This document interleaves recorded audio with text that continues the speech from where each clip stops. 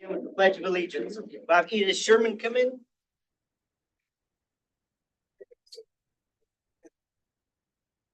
Get in there, guys. Got a lot of only.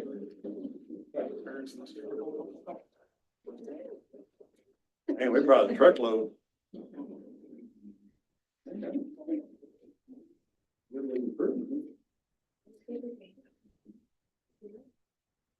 Goodness.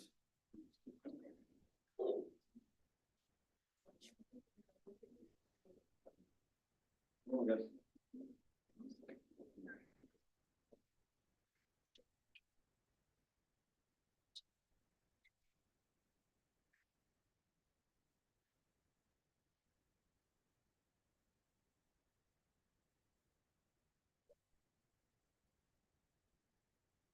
Thank you.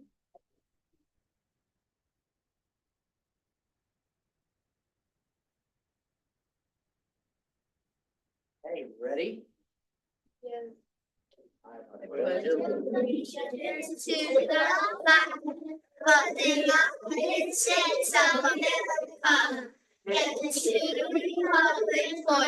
it stands, one nation, under God, indivisible, with liberty and justice for all. Okay, now, One more time. Okay. Go ahead. now our sign choir led by Mrs. King and Mrs. Gonzalez, and are going to lead it with the students in sign choir.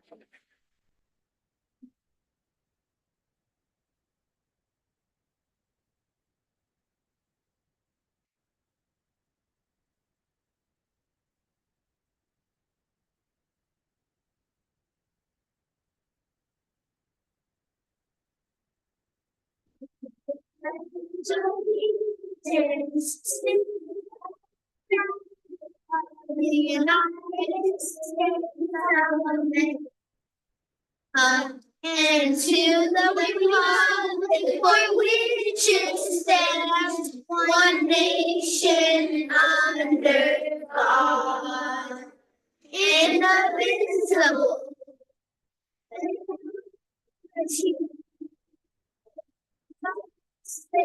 For all.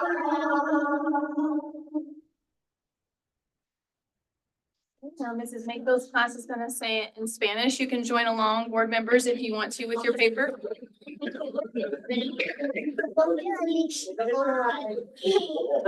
Get ready. Juro a la bandera de los Estados Unidos de América y a la república que representa una nación bajo Dios, indivisible, con libertad y justicia para todos.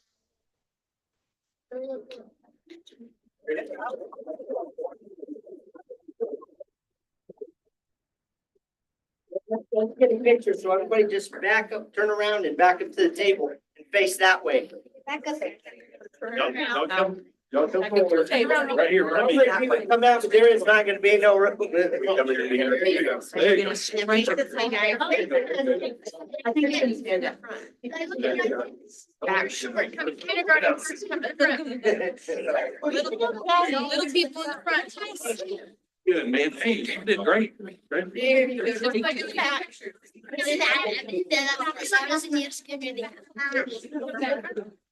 A little bit.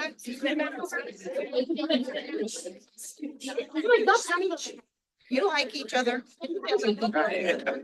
Hey, smile. You ready? 1, 2, 3.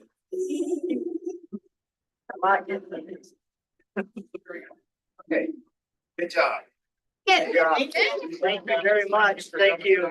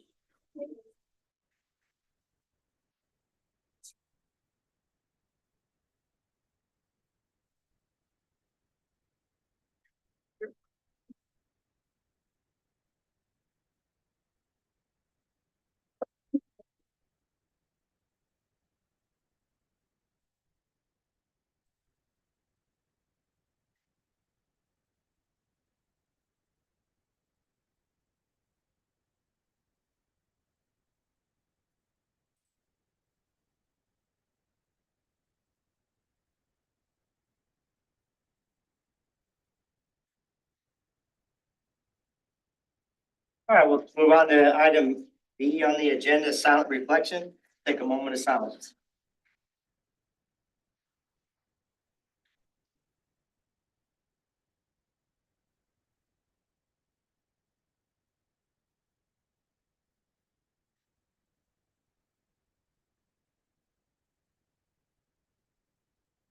Thank you. Move on to item number C, meetings to note. We have the board faculty meeting November 6th at Garfield Early Childhood Center, 7:30 a.m. 4 or more board members may be in attendance. Also have a board faculty meeting November 13th at Jenny Wilson at 3:30. 4 or more board members may be in attendance. And another board faculty meeting November 20th at Plymouth Elementary School at 7 a.m. 4 or more board members may be in attendance. Item D, approval of the agenda. Approval agenda with the following amendments. D1, remove H1. The Board of Education is asked to consider and approve the quote for Edith Sherman Playground Equipment, Next Generation Recreation, the amount of $93,215.10. Item D2, additional classified personnel actions for consideration. Item F3 and D3, add item H1, RSP discussion. Mr. President, I move that we approve the agenda as amended. It's been moved and seconded to approve the agenda. All in favor, raise your left hand. Opposed, same sign. Motion carries. Okay, item E, delegations, public comments. None. There are none. Item E1, building presentation, Edith Sherman Elementary School, Principal Brandy Oaks.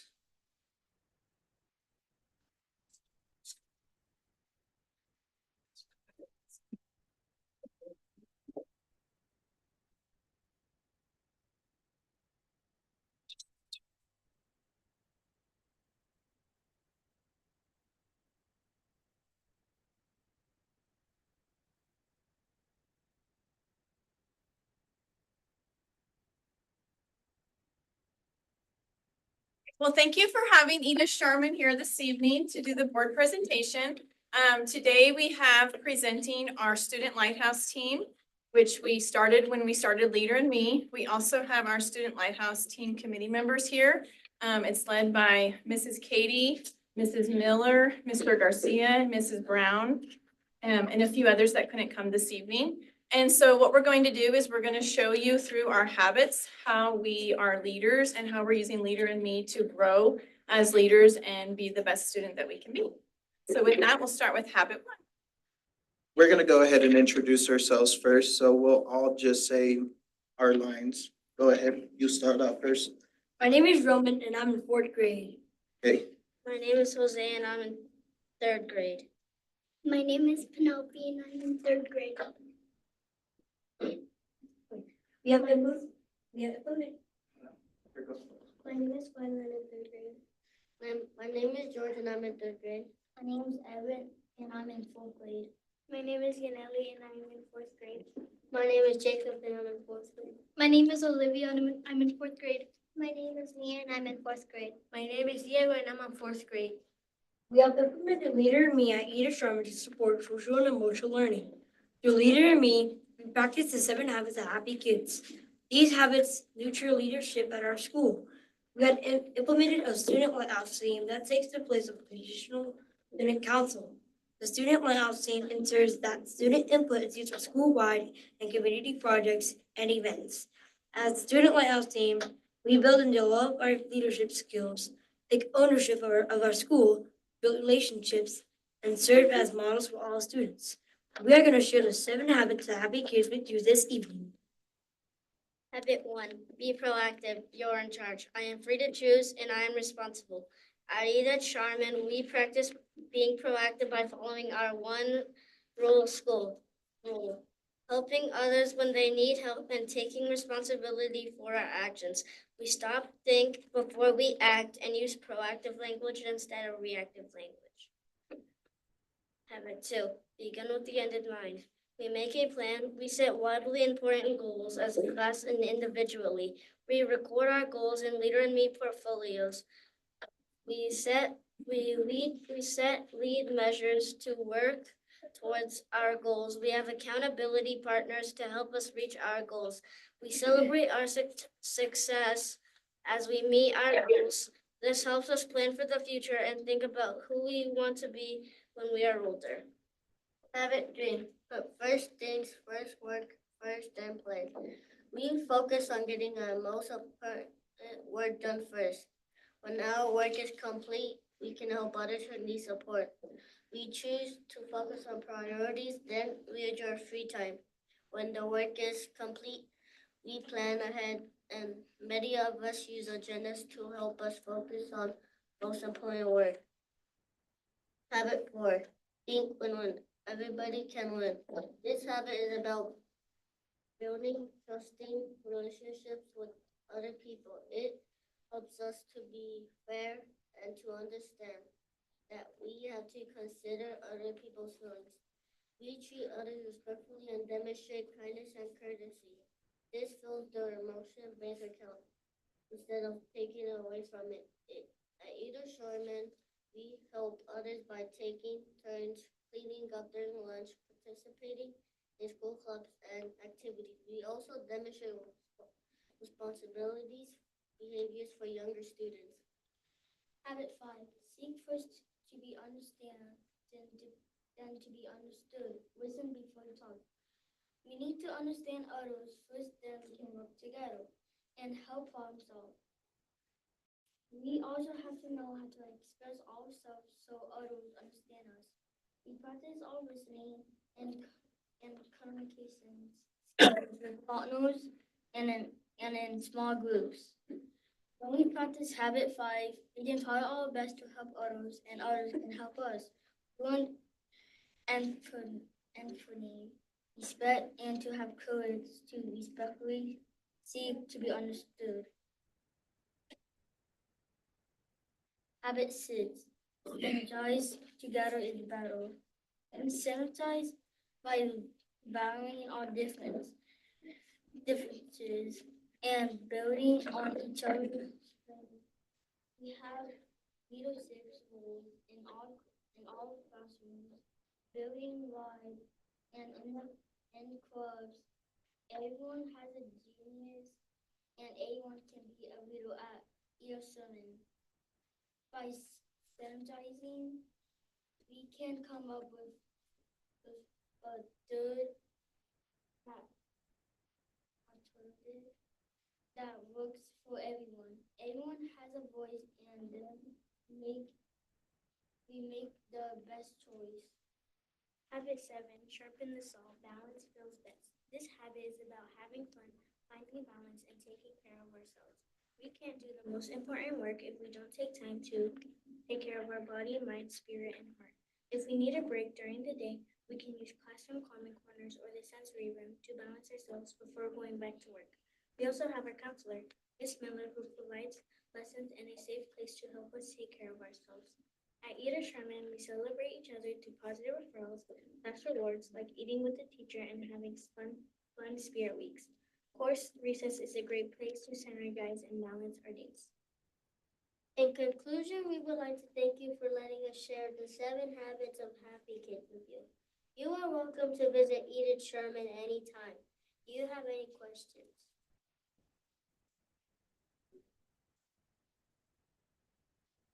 I don't have any questions, but I want to say thank you for that presentation, and I hope you guys not only learn those habits, but teach those habits to a bunch of adults in the community, okay? And then help us all out in our world. Is this your first year leader to me or No, this is our 3rd year. third year? Third year, that's right. So some of you are on your 4th graders. Were any of you on this Lighthouse team last year?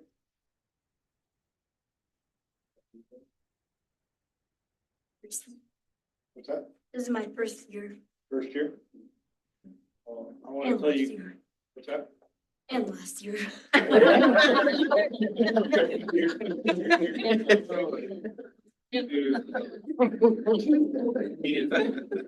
I want to tell you guys, thank you for being on the Lighthouse team. It's it's hard work to be student leaders.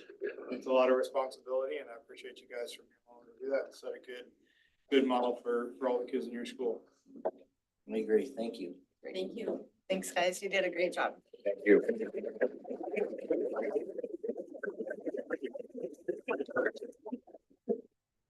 You guys want to start over there, walk through the line and shake our hands and then grab a pin here if you would like one, okay? Oh, yeah, then we'll do a picture, so don't leave. Good job. Good job, thank you. Good job. Good job. Good job.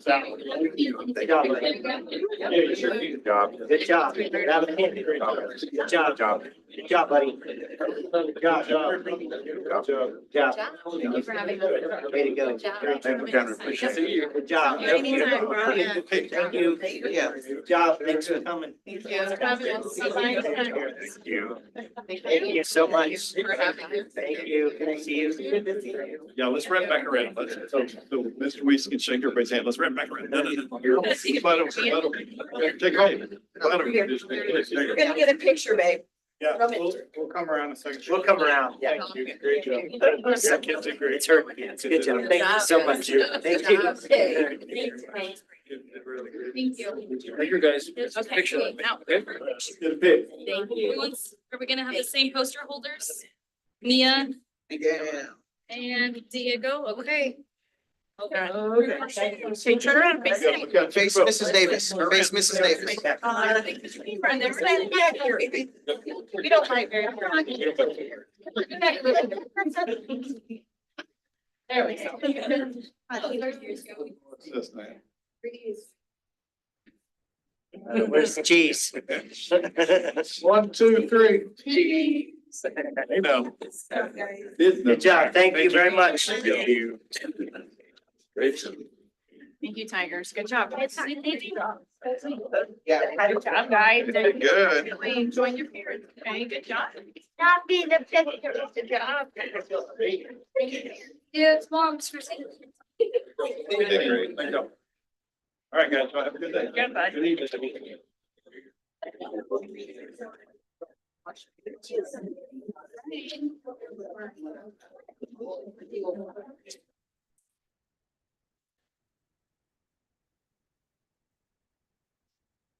Okay, we'll move on to item E2, the Garden City Community College Board of Trustees. I don't know how you're gonna follow that one up, but. Yeah, I am not. It's a hard act to follow. Thank you. The floor is yours.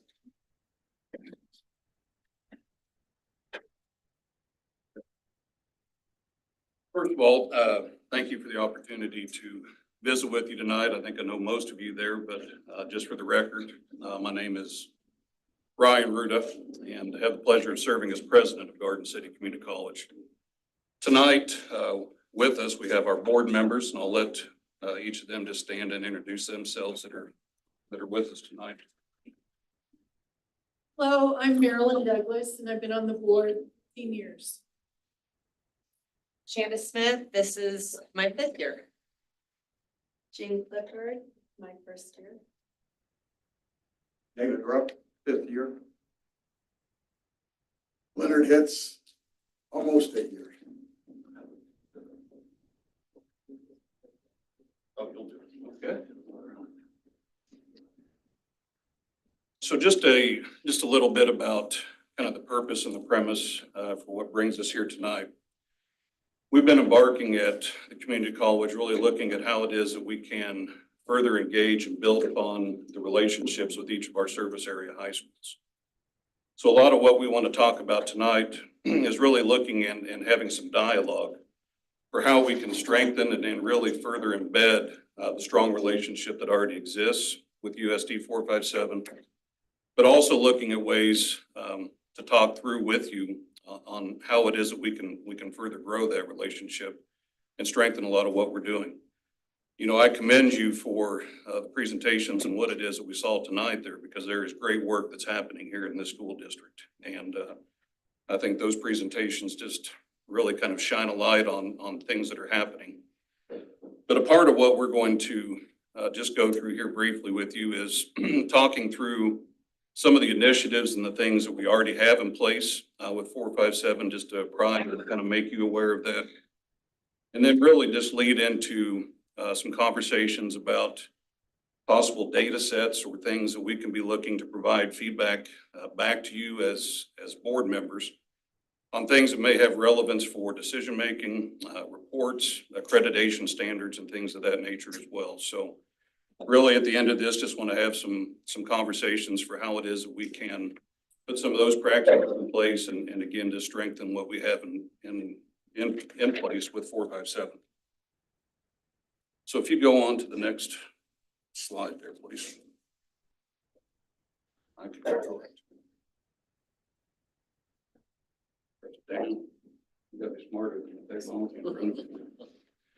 So just giving a little background here on some data and information that we have about students that we're serving from USD 457 at Garden City Community College. So we have longitudinal data back for the past 10 years that tracks how many students from each of the graduating classes are now attending Garden City Community College. So this past year, we have just right at 47% of the high school students that graduated last year at Garden City High School currently attending the community college.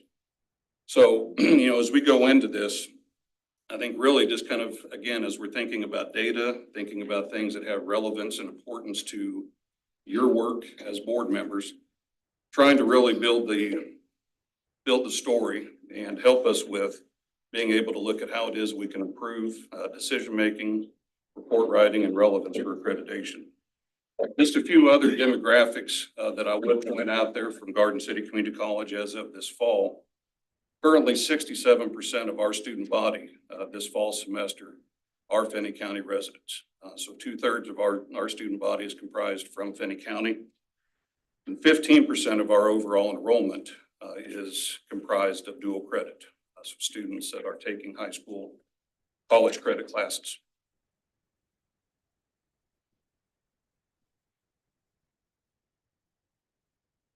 As we really look at kind of the planning, the counseling, and the work that we're doing, there's a lot of intentionality that we have in place at Garden City Community College to really make it a personalized and positive student experience. Just a couple of, again, data points and things to reference what stands out and what makes a difference at Garden City Community College. Currently, our student to faculty ratio is 13-1. So for every one faculty member, there's 13 students in a classroom. Just to put that into context of what you would see at a university, your universities are typically going to be around 20-1 on that student to faculty ratio there as well. So that really kind of leads into what we talk about as more individualized advising, more personalized instruction. And then the other piece that really sets Garden City Community College apart and the community colleges in general is that the instruction that is happening in our classrooms is done by master's level or higher prepared faculty members in comparison to a lot of your universities that are using graduate assistants and individuals that are working on their masters. Ours are master's trained or higher in the classroom.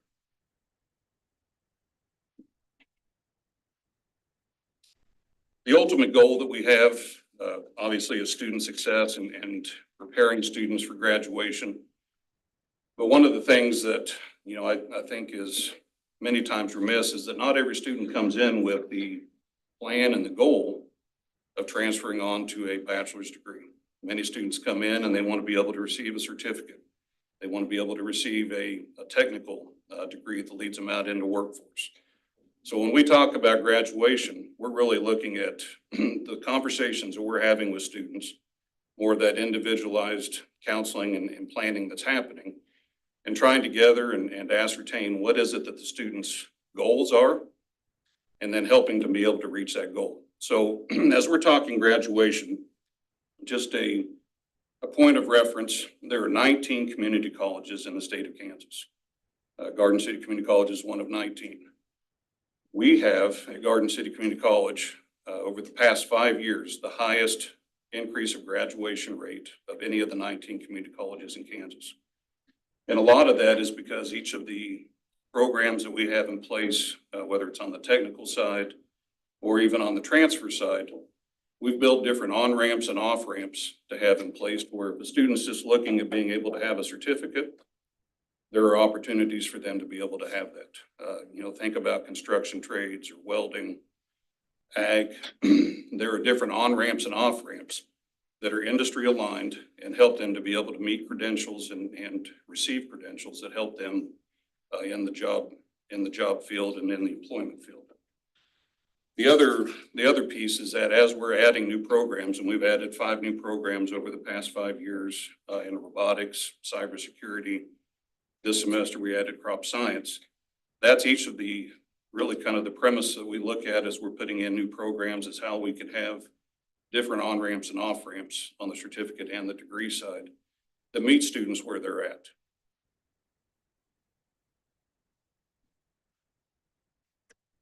The other piece, and this is really some exciting things that are focusing on current initiatives and things that we have in place already with 457.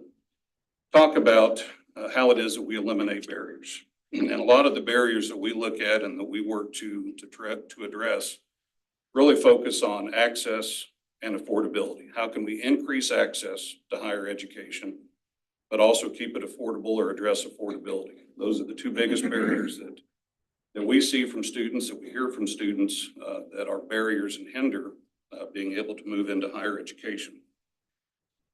This past year, we put together a new initiative that is called Buster Boost.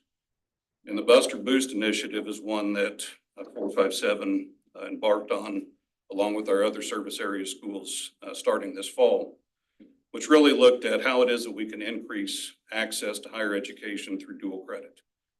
Much of what we have heard, again, from the affordability standpoint comes down to I can't afford to take college classes.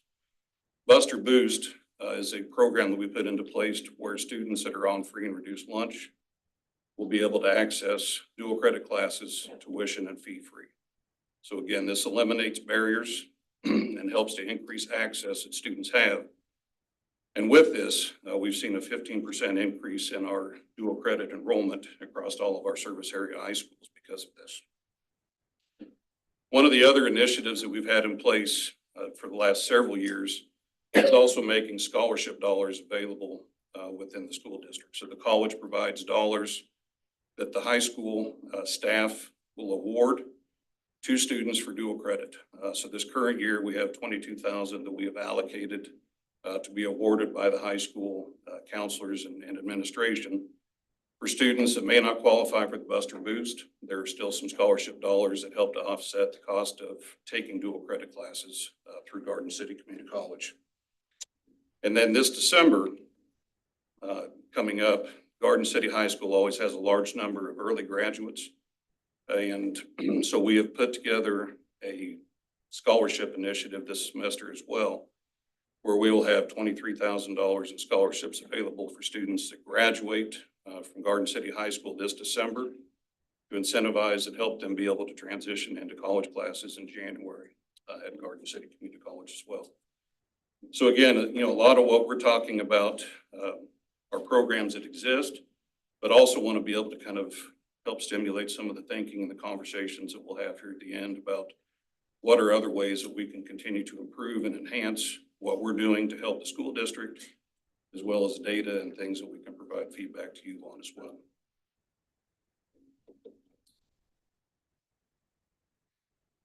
Accessibility and approachability. So just drawing your attention here to your packets that are in front of you. There is information that we provided. Really on a few different handouts, you'll have a copy of this PowerPoint, but the other 2 pieces that we included are our annual report. And this annual report is more of our report card to the community, to our stakeholders, that provides information, everything from demographics at the college to the economic impact, as well as scholarship dollars that have been provided.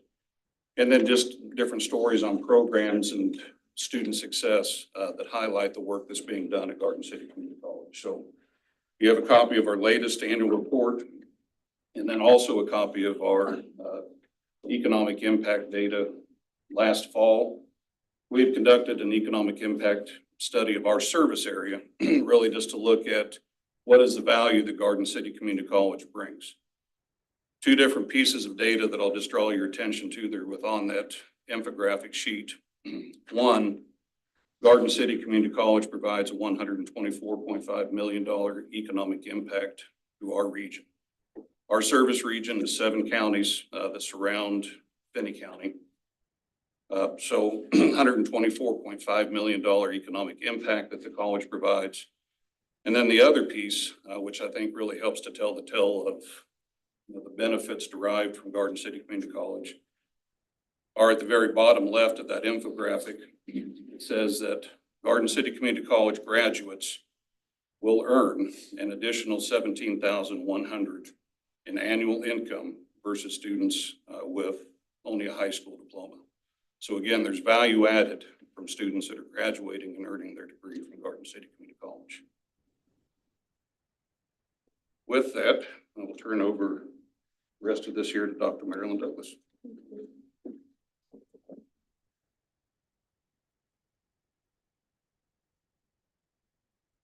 So I'm going to speak from a board perspective as to how we encourage student success at Garden City Community College. So the first, one of the measurements of student success is credit transferability, right? And there's two expectations, or we call them N's, that we set for our administration. The first one is that all students will have their academic prerequisites that they need if they want to transfer to a four-year university. And then the second expectation is that those courses will transfer successfully. So through collaborative work with the universities and KBOR, Kansas Board of Regents, the number of courses that transfer successfully as a program requirement, and I'm talking about program requirement, not an elective, is an average of 56 of the 60 credits that a student usually takes at GCC. In the 15 years that I have been a board member at Garden City, that particular number has doubled in size. It's something I'm very proud of. And in fact, Garden City Community College leads the other 18 community colleges in the average number of courses that transfer to four-year universities. So that's one measure of success. Additionally, we have some leadership position on the Transfer and Articulation Council. I'm proud to report that Dr. Mark Malone, our Vice President of Instruction Services, is part of that council, and their work is aligning the successful transfer of credits from community colleges to the university system. Additionally, we have articulation agreements with 8 Kansas universities. And these agreements are specifically some programs that they guarantee that our courses will transfer to their universities. So that's all a measurement of success. One other measurement is that we track our graduates as they go on to other universities, and we are privy to their GPA of their first semester. The GPA range of Garden City Community College students at their first semester is 2.75 to 3.15, with an average of about 2.96. So our faculty and leadership classify that as generally successful, but they've also identified that there are some areas of improvement, and they're working on and implementing some plans to increase that success.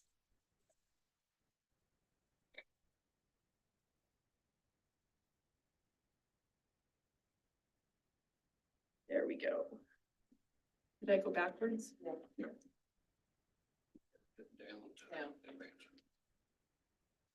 There we go.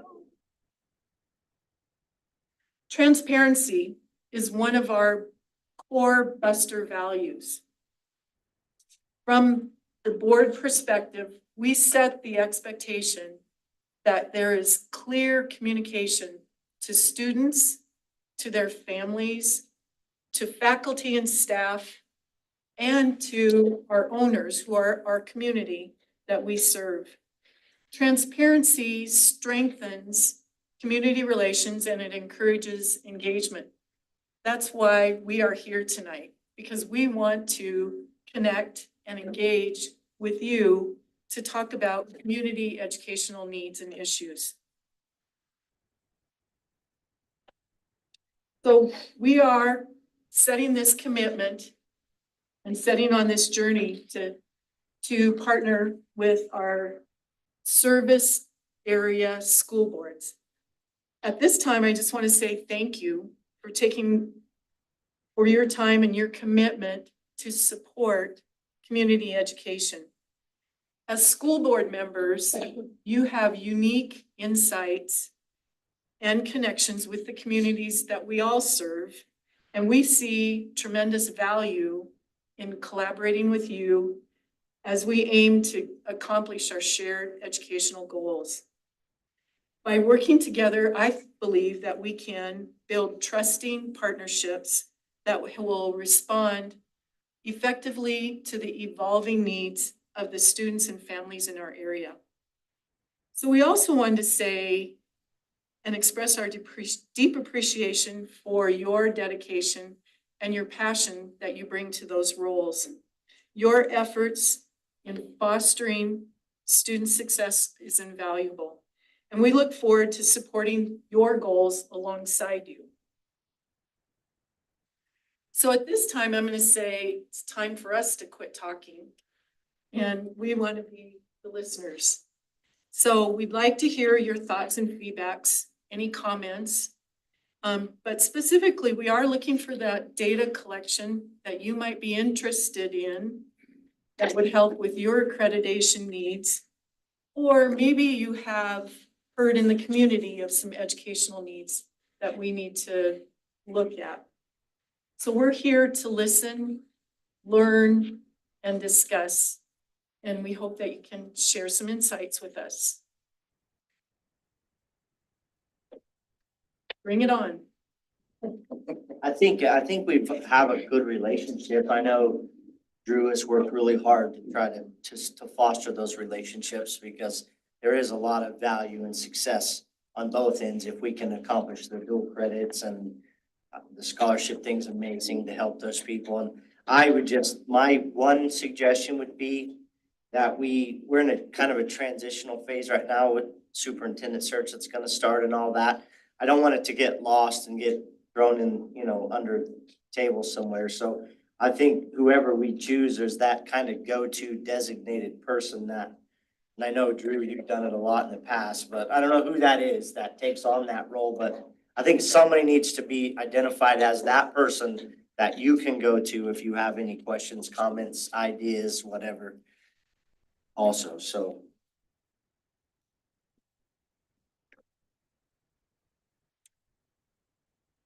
I know for me, on my side of things, as I've seen things and been in the community just 4 years now, just over 4 years, and working with the Builders Association as well. Meeting at the church, I've seen a lot of things that you guys are working on, partnerships together, developing programs. And I was surprised, not too long ago, I was reading an article and they were talking about how the next generation is looking more towards the trades, and getting involved in that. And so continuing to improve those programs, I think will help and establish those partnerships with the high school as well. Just not going back, just keep moving forward with that would be something that I would think would be beneficial for everybody, so. In my time here, I've seen the collaboration with the community college, USD 457, and the business community, and I've seen very positive things come from all of that. And of course, with us from a standpoint from 457, going forward, the dual credit that we can help our students with, our high school students going forward. I appreciate that what you're doing and what we're doing, what our administration's doing with that, and just want to see that continue. And it appears to me as if you're always looking to see what can we do to add to that, to make that better so that we can help the students. So appreciate that. Yeah, I wish I would have had the dual credits back in, ancient times when I was, ancient times, but, I think it's a great idea, especially for those ambitious kids that might be looking for a master's degree. You could cut maybe a whole year off of their time frame. So I think that's a great thing. And, I'm glad that you brought up, it's what I always say to kids, if I'm talking to kids that are trying to decide when you're taking, especially some of those core classes, that lower number of students to instructors really can make a difference.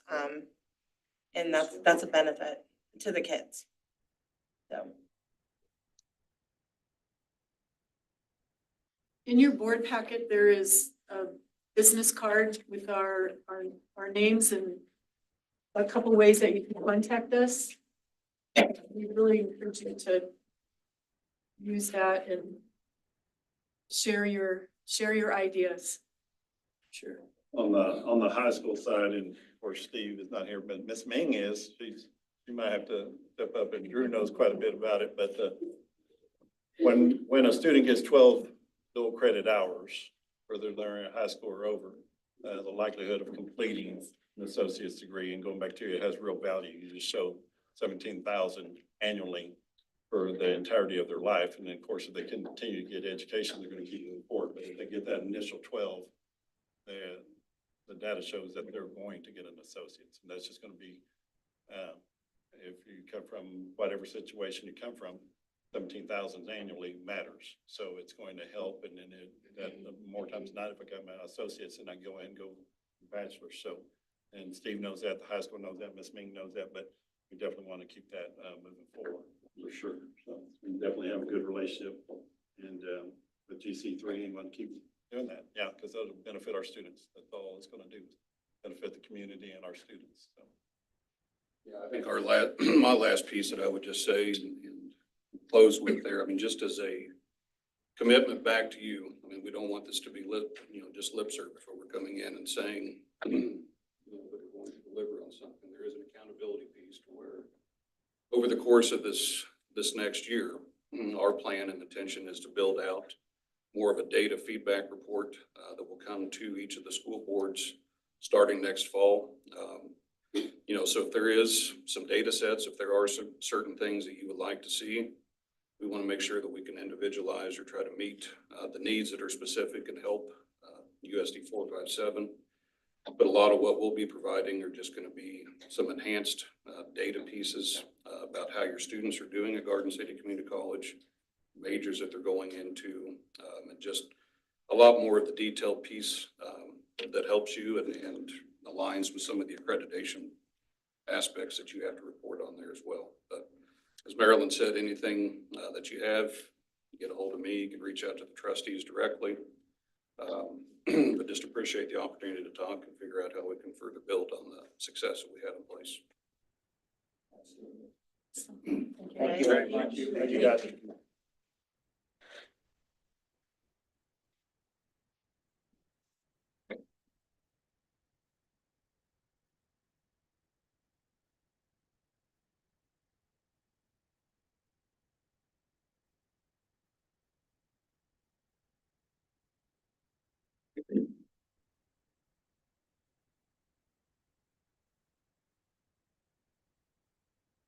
Okay, we'll move on to item E3 on the agenda. The Resist Group, Donna Gertner.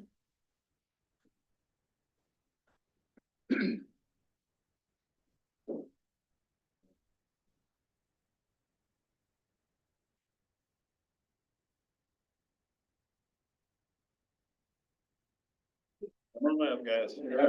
Try to hide the corner. You can't hide the corner.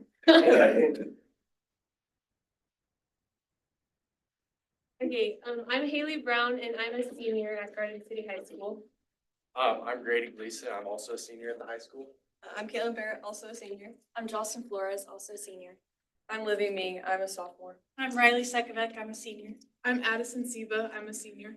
Donna Gersher, one of the sponsors. Jennifer Ming. counselor at the high school. And I'm Oliver Spencer. I'm a junior here at the high school. Before we get started, we have some information that we're going to pass out to you guys just to help follow along with our presentation. But while they're passing that out, this evening, we're here to talk to you guys about proposing a policy change that we want to see changed at the high school that's regarding around tobacco, e-cigarettes, vaping, all those and how they're used around the high school.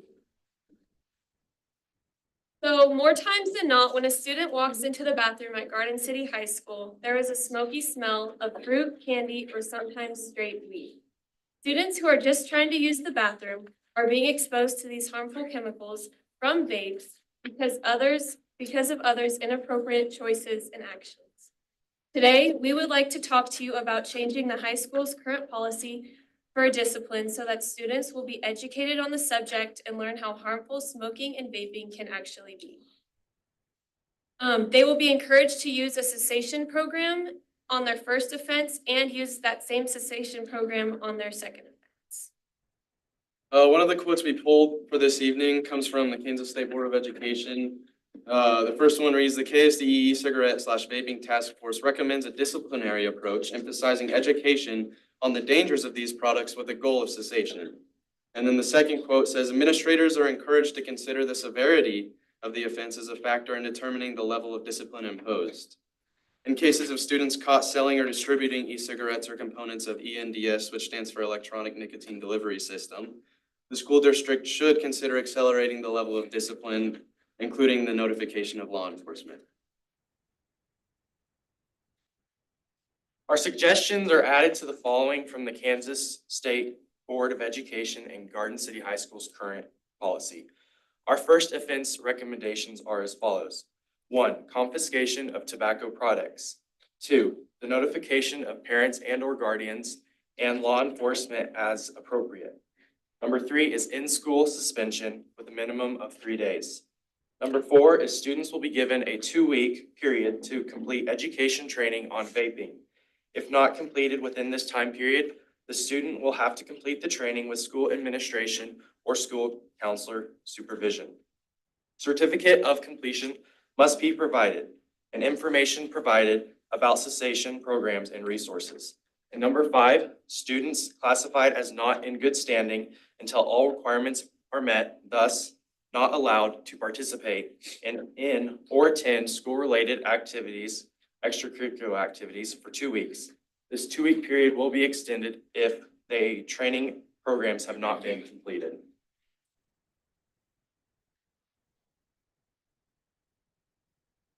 Our second offense recommendations would be, they're pretty much the same, but there's a few more exaggerated or disciplinary actions. Number 1 would be confiscation of tobacco products. Number 2 would be meeting with administration as well as notification of law enforcement if appropriate. Number 3, in-school suspension with a minimum of 5 to 10 days at the discretion of the school's administration. Number 4 would be students would be required to enroll in a cessation program. And the certificate of completion would again be required. And then in addition to that, students classified not in good standing until all requirements are met. Thus, they wouldn't be allowed to participate or attend any school-related activity for 120 days. And then our third offense recommendation is, again, the confiscation of tobacco products, a meeting with the parents, school administration, and law enforcement. A punishment up to and including expulsion from school for a period not exceeding 186 school days, suspension from participation and attendance at all school activities for 1 calendar year. And the last one, a student who is expelled from school under the terms of this policy may be readmitted during the term of the expulsion only if the student has completed a drug and alcohol education program, one that we provide. Okay, the following is from the Kansas State Board of Education. Whenever possible, discipline should focus on education and counseling as opposed to school suspension or police intervention. According to the Centers for Disease Control and Prevention, the most effective ways to help youth quit tobacco use are through counseling and education. The restorative justice approach is the best model and is considered a best practice to put in place instead of punitive measures. 2 schools who have changed their policy to this current policy are quoted as saying, quote, "We were looking for something that we would still have a consequence, but we could help the kid with their issues, help the family, and try to get the kid on a path towards earning credits, end quote, said Andover High School USD 385 Principal Brent Righty. It was a similar story in Shawnee Mission USD 512. Quote, we worked on how to stop thinking only about the discipline of sending kids home for 3 days if they're caught with a vape, end quote, said Shawnee Mission North High School nurse Mary Alice Kelly. Quote, because then they were just going to go home with a vape at home, and come back to school and keep vaping, end quote. As a result of work through Vaping Echo program and local support, both districts say they implemented the following new strategies to address vaping. Number one, they adopted new vaping disciplinary policies based on the state board's recommendations, which put more emphasis on treatment and assistance. Number two, they increased communication with parents. 3, they targeted efforts on student populations at greater risk of vaping. And 4, they involved students, including creating resist chapters. Like I stated earlier, some of the programs that we've researched about as our group have been, one of the options is called Aspire, which stands for a Smoking Prevention Interactive Experience. And that program is a free bilingual online curriculum that helps middle and high school teens be tobacco-free and vape-free, but it also explains the dangers of tobacco and nicotine use. And then the cessation program that is our favorite through all the research we've done is called My Life, My Quit. And it's a tobacco cessation program for teens under 18. They also offer an adult program for students who are over 18 who also wish to quit or would be required to take this course. My Life, My Quit also combines the best practices for youth cessation, adapted to include vaping and new ways to reach a coach using live text messaging or online chat, which so happens to be available 24/7. Specially trained coaches listen and understand teens. They provide personalized support and build relationships to promote quitting. The state recommends that all students beginning by at least 4th grade should receive education on the use of tobacco products, including e-cigarettes. Catch My Breath's peer-led teaching approach empowers students with the knowledge and skills needed to make informed decisions about e-cigarettes and resist social pressures to vape. Informed by tobacco youth prevention researchers and practitioners, years of real-world implementation, and youth advisory board, it is the only school-based vaping prevention program proven to reduce the likelihood of vaping among the youth. Catch My Breath is the most used nicotine vaping prevention program in the United States. Their curriculum is offered free of cost to U.S. middle schools and high schools and has served over 1.8 million students across all 50 states and over 5,500 plus schools. BSIC and CSIC used the Catch My Breath program the last 2 years in the spring as part of an education grant from LiveWell. We hope that they will both continue to use this program in the future. St. Dominic's and St. Mary's, although not a part of the district, are also a part of the education efforts in the community. We hope to extend the program to all schools with 5th grade and higher starting as soon as possible. So we hope that you understand that our main goal with both the new policy suggestions for Garden City High School and the Catch My Breath program is to add education in all USD 457 schools about vape and tobacco products. We ask that you please review the changes we have proposed, and we would love to hear any suggestions that you may have. All policy changes are strictly vaping and tobacco products. This does not include other illegal substances. Another school district that has gone to this is Newton. That would be very similar in size by community and schools. Once again, thank you for your time for our presentation tonight. Our main goal tonight was to bring forth that policy change, and we hope to hear your decision or any questions that you may have on this policy change at some time in the near future. I believe that our contact information is out there on those sheets. If it's not, feel free to ask us. But is there any questions that you guys may have for us? They're gonna provide you their scripts, so you have exactly what they're asking.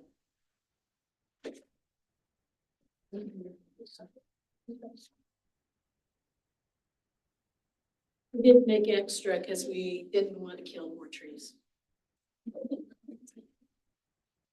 How does the, I have a question, how does the administration of this program work? Is this something more for the school administration, or does the resist group, who who takes care of knowing what kids can be at what events? How does that all work? So the two programs we mentioned are both online programs, and that is set up to where an administrator, which we would imagine to be a counselor, would have access to that portfolio online, and they would be able to see which students are admitted to that program and how much of completion are done, and that's how they would access those certificates. So maybe the second question would be, who's gonna police that then? So if you have a football game with 400 kids, that is the principal, who's gonna decide who's done their work and who can be there and who can't be there? I believe right now, especially for football games at our student section, we have a specific entrance that they go through. And on that, they usually have a sheet right there that has different things like that as far as who's eligible, stuff, all kinds like that. And so I believe that that would also be put on that list, and when they moderate who can go in, they would check that list. So just so I understand, your motive, your goal is to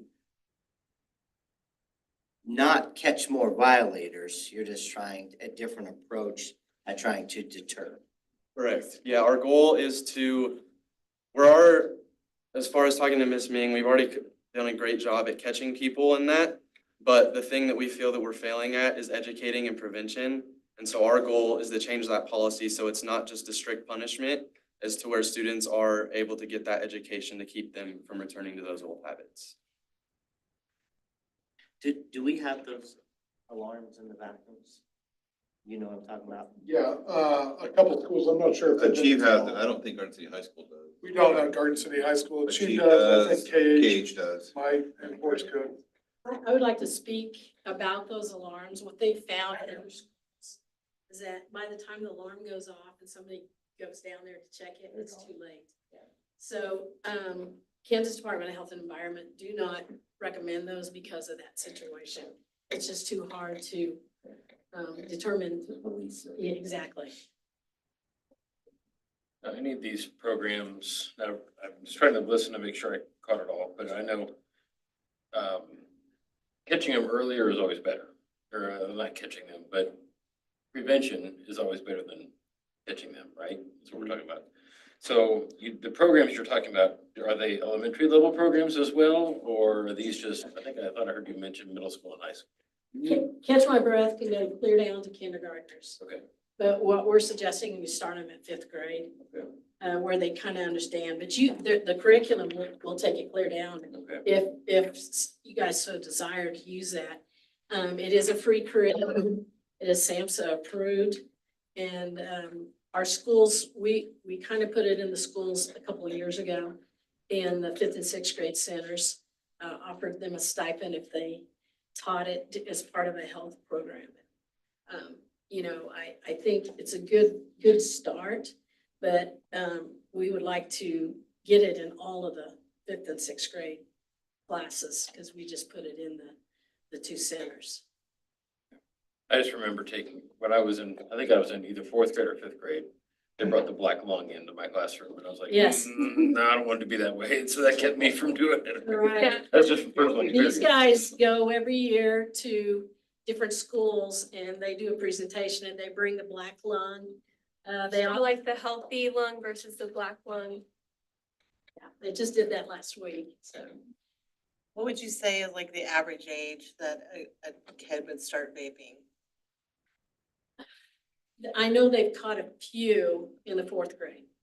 But I would say seventh and eighth grade, but I think you want to start the prevention earlier than that, like fifth and sixth. How do they pay for it? My goodness. Where do they get it? Well, same way you used to, okay? Me? They can get it from they get it from their siblings.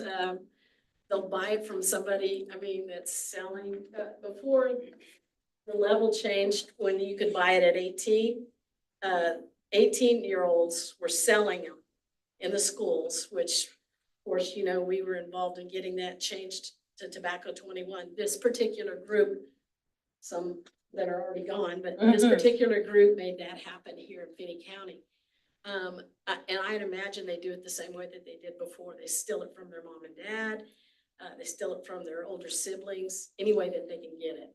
And there are some shops that don't care. they'll sell it.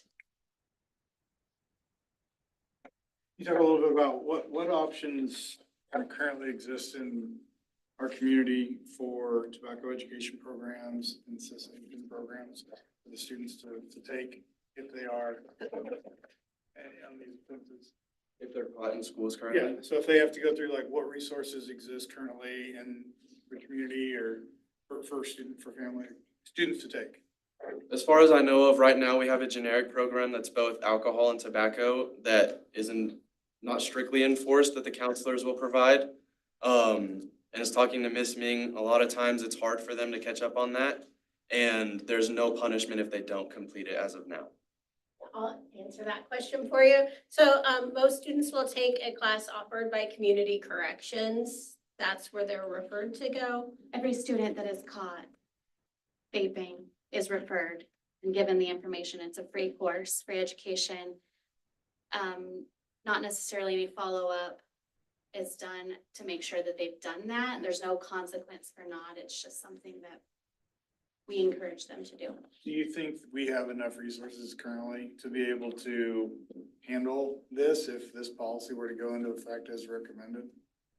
I'm conflicted because my husband is a principal and I know, I know how much time they spend on vaping, and if it just takes a lot of their day to man that. The education piece of it, I think that counselors could help with that. I'm not saying would be easy to do, but Do you think there's enough class options for students who are caught to go and get this course and take this course in a 2-week window? Or do we need to be looking at, if we do something like this, working with Live Well or other resources to create more, like, is there an opportunity, I guess what I'm going is there enough opportunities for classes offered for students that need to take them to where they can get this courses completed in that 2-week window? Currently, Most of these courses that they're talking about, they're online. okay. So our thinking is that they're in school suspension. While they're doing that, that's what they're gonna be doing while they're in school This isn't like suspension. a after-school No, class they have no. to take. Put them in the classroom. Here's your course you gotta take. Okay. Now, something that these guys have done is we have a vape box that we set up at the high school. And on the vape box is information on how somebody can quit. Kids that are wanting to quit, because it is so hard for somebody to quit vaping, because it is worse than what you would deal with if you were smoking. It's just as powerful on your mind as if you were a heroin user. And so if these kids want to quit, they can drop their vape in the vape box. Then there is a QR code on there where they can go to My Life and My Quit and get help. There's a counselor, a tobacco cessation counselor that can help them. And also Compass has right now currently 4 new tobacco treatment counselors that can help them. So there's availability out there if somebody's really struggling. Is there a belief that the vaping is not as bad for the health amongst students, amongst kids Yeah. There is. versus the cigarettes and the actual smoke? That is the belief. That is not the fact. Right. A lot of times people, like when we go around to schools, we bring a jug of the tar that would be estimated from about a year's worth of smoking cigarettes, and it's about 1.5 pounds. And a lot of times people will see that and think, oh, I'm not smoking, that tar's not gonna get into my lungs. But the thing that we've learned from all the studies that have been done with vaping is the chemicals that are in that juice that you inhale is far worse on you than that tar that would be in your lungs. Do we have any statistic or numbers, how many kids were violators? Does anybody have that number? I'd like to know that. I don't- Yeah, we do. We can pull that. So I'm just gonna jump in here, and I'm not trying to speak for resist, but it's more restorative, if I'm not mistaken, than punitive. So there's a unique dichotomy of our policies currently is to a degree. I mean, y'all said it pretty punitive and not so much on the educational side or restorative practices. That would be policy change. So. What's the current policy? Like, So the I mean, current, I know I should know that, but. so the current policy, if they're caught at school, it's 3-day out of school, mandatory 3-day out of school suspension. Actually, the policy says 0 to 3. 0 to 3. Our practice has been 3 days out of school and, a 30-day activity suspension. That's the first offense. Second offense is 120 days and third offense is a calendar year. And 3 to 5 days. And then on third, And that it can goes go, as it can well. go to an expulsion hearing. We will not expel for tobacco. And there's no requirement then for any kind of, So early on when we started working through this whole vape thing, when it became a deal and Donna and I met and we talked and we really worked hard at trying to find how can we offer resources and require kids to go into a program and, you know, get actual education in that program. And Jen is old enough to remember, we really struggled with finding enough support in the community to come in and offer those classes. Kind of back to what Andy talked about, we couldn't get those classes offered quick enough for the turnaround of the kids, even a month, to get the kids out and back doing activities again. So that's over time, that kind of faded away and we didn't have the ability to do those in-person classes. We thought at the time in-person was going to be the best option, kids learning in person as opposed to kids learning online. It sounds like the new online stuff is probably a little bit better than it was 8-9 years ago when we first started dealing with some of this. and right now they're getting an out of school suspension. Right now, if you're caught in school because it's tied to our board policy on misdemeanors in school, technically it's a misdemeanor in school to possess and use tobacco, alcohol, drugs. It's tied to that, so we follow that board policy in our execution of the suspension. Is this policy recommended at the high school level or starting at the middle school level?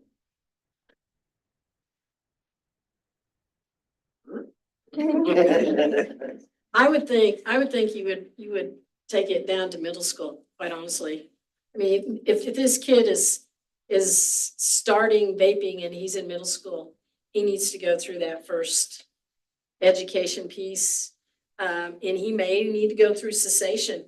Yeah, you don't know how much he's already been, you know, vaping. If he's already hooked, we need to help him. And that's what we should be doing, is helping them instead of punishing them. One of the common things I hear about from our principals is one of the biggest issues we have is parent education on all of this stuff. And how can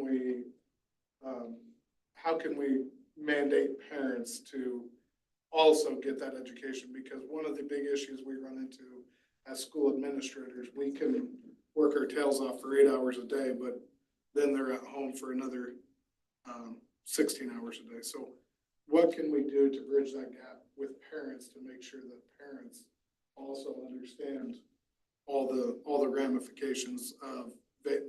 And for us, it's not just for them, right now it's vaping, but for us, it's alcohol use, tobacco use, drug use. How do we bridge that gap? And I'll just be honest, a lot of principals would love to see some sort of mandatory parent intervention, because a lot of these kids will go home and those things that they were doing at school, and these kids could probably talk to, they're obviously doing that stuff at home as well. So that's one of the hard bridges that we have to, you know, cross to really get something successful with a program like this. No, I wonder, just kicking an idea out there. I mean, we just had the college present, right? On what they could do to partner with the schools. If there's something that some of their students, they have to do community service time anyway to help out. If that would be something that you guys could look into, or we could look into using some of the students from there as well in a parent kind of setting to do something and bridge a gap with that as well and fill that need where we don't have the people to watch and monitor and do whatnot, but do something like that might be an idea. I think there's funds out there to cover the costs that would be associated with anything prevention wise. I have some idea. So explain to me the process of in-school suspension at the high school. Is there like, there's just like one room that's designated for that and somebody has to? Yeah, so at all our secondary schools, we have in-school suspension. The in-school suspension rooms are overseen by the principal, but manned by one of our employees. And as somebody gets in trouble throughout the day, a administrator may assign a student to in-school suspension where they'll go into that in-school suspension room. The in-school suspension teacher will send an email out to all the students, teachers, basically asking, what assignments can the student do while they're in school suspension? And then oftentimes we hope that it's tied to some sort of restorative discipline type thing where they can get some actual education on how do we improve behavior, or maybe it's writing apology notes, or maybe it's, figuring out ways to intervene in a positive way so that they're not back into that setting again. So with this classroom, would we have to equip it with computers and that if we were gonna make this their deal? They have their iPads. They have their iPads that they could do it off of. They could do those sorts of things off of. How many violations do you think we have, like, on an average per month? I would hate to put a number on it. Like, I'm saying I would hate 100? to guess because I may overshoot it or undershoot it. Too many is obviously Too many. the answer. Yeah, it's too many. Too many.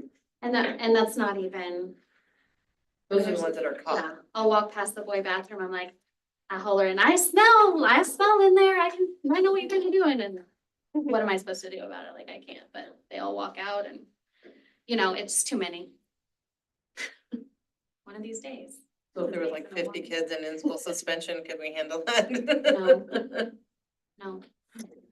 That's, Yeah, and that's what we ran into, the first time when we were dealing with this is we brought because our counselors are not addiction counselors. That's not, and so what we were wanting to do was get actual addiction counselors in front of these students as opposed to Jennifer Ming as a school counselor or, Emily Hamlin that's a social, has a social worker background, or actually she has a school counseling background, but Brandon Fisher that has a social work background. We wanted to be able to get actual addiction counselors in front of them, and that's not what these guys are trained to do. They have training to help with that, but that's not that's not the work they went into. So that part of it was really tough for us because we were having to bring in those outside resources. And then they come in and this room is just packed full of violators. And so, so we would have some full rooms of these students that had violated the rule.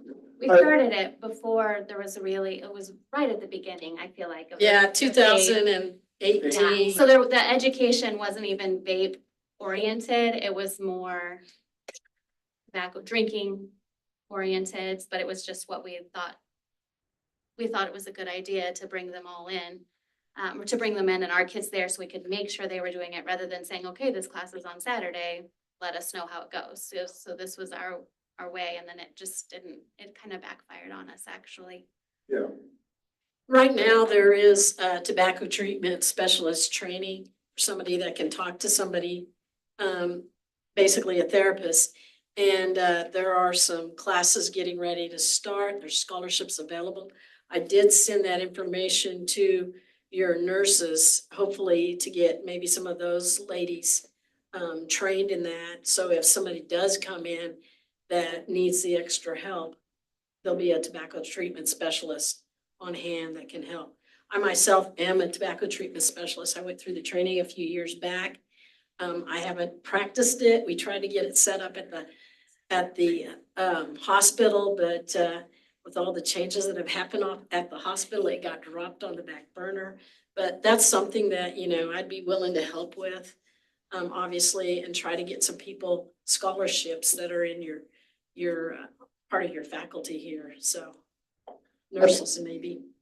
I think that what Donna and Resist and Live Well and and these kids and the kids that came before these kids, we've always been really impressed with, you know, if you look at this group here, it's our best kids now. We need some more underclassmen because most of them. I was thinking that when all of you leave, there's like one of you left. I think we got two left, right? Lily's not here, so it'll be Lily and Libby holding down the fort next year. So- And Oliver, just act so mature. So what they do is phenomenal. The amount of time and energy. I mean, people would guess that Donna worked at Garden City High School. She's up there that much. What they do is outstanding and amazing.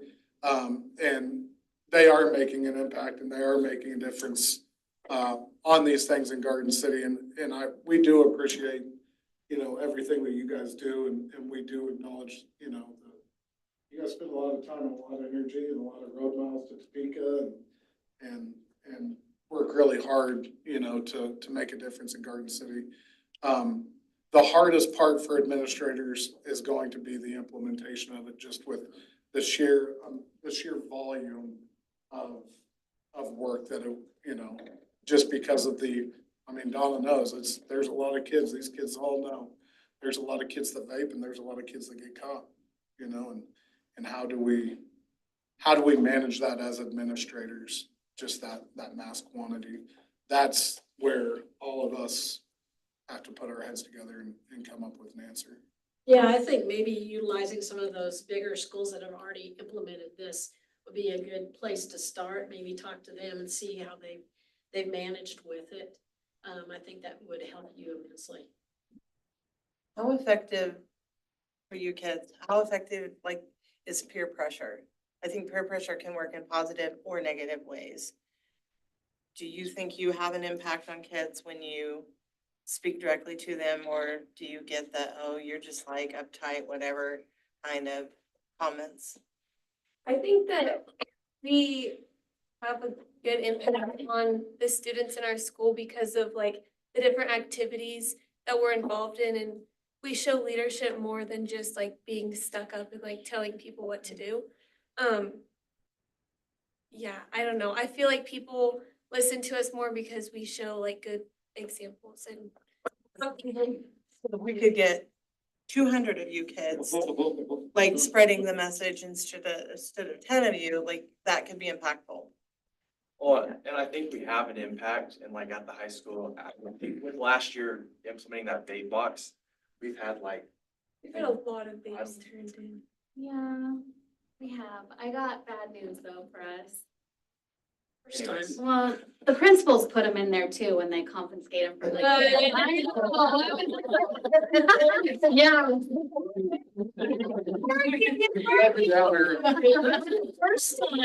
The first time that's not what happened. The first time we got them, we had probably 20 vapes in there, and that was before they were putting them in. I did have a student tell me that he takes them from kids, and it was kind of funny. I'm like, what are you doing with them? Like, he's like, oh, they're in my backpack. I'm like, oh my gosh, let's go. And so I showed him where the vape drop box is. Like, if you were to get caught with these vapes in your bag, that would have been really bad. But I thought that was really great that he took that initiative, and he's just your average Garden City High School student. But I think, And I realized a few of these guys actually talked somebody into not vaping anymore and became involved in this group. So that tells you that they do have influence. and we have an impact on the high school, but I think our bigger impact is really like on those younger kids when we go to present to the elementary schools and those intermediate schools and really get them. But I also like to make the point, like in the high school, not only are we helping like the kids that are vaping, but we've learned in presenting to the elementary schools is that secondhand, someone who walks in the room after someone else vapes, it's just as harmful to us as it is to someone else. So walking into those bathrooms after someone else, it's not just that it's unhealthy for those who are vaping, but it's unhealthy for the whole student body who walks into that room after someone else vapes. And those kids tell us, they're like, I'm gonna go home and tell my mom to stop vaping. Like, the little ones, yeah, the little ones that we want to talk to. So we just try and have a bigger impact on more than just us. Because it's so much easier to prevent someone from doing it than once they get that addiction, like that's just as strong as heroin, it's extremely hard to take them off that. It's easier to just keep them away from it. And so I think that's the big impact is maybe in the next few years, once these elementary school students reach the high school, is hopefully we can see a drop in those numbers because they were reached at such a young age. And there has been a drop in vaping since the big push back in 2018. I don't know if it shows those stats, but it has gone down. It was like 25% of all high school students were vaping, and I don't know what it is now, but it's down a little bit. 22%, I think now, which we'll take that 3%. So I'm assuming you guys have all taken the online courses that you're recommending. Do you think that a student that gets caught and goes through the online program will be deterred to not do that again? Or do you think it will be perceived as just a hoop that the student will jump through to get out of in-school suspension back in the classroom? I mean, do you guys, I'm assuming you've all taken it. If you're recommending it to us, what value do you see in those programs? They have not taken those classes. They have taken, the tobacco, taking down tobacco. And the taking down tobacco program, basically educates them. Have you taken some of those? Okay, yeah, he's on the state resist group, so he can speak to that better than I can. Go ahead. Donna mentioned earlier that a few of the people in the group actually recruited me to turn away from actually vaping. And I was pushed to take that class. And that's why I'm so adamant about being in this group and being on the state board now, is because of the encouragement that not only my peers showed me throughout that hard time, but also the classes and the resources and the counselor, the licensed counselor that's on there that I was offered while I was taking that class. And so as someone from experience, I can attest and say that those classes are very beneficial. And for someone like me, it turned me away from that. Oliver, I wasn't gonna out you. Thank you for sharing. That was great. It's hard being a leader. Good job. I think you're gonna have people that just rush through it, just like you do anything else, but hopefully some people will benefit from the information.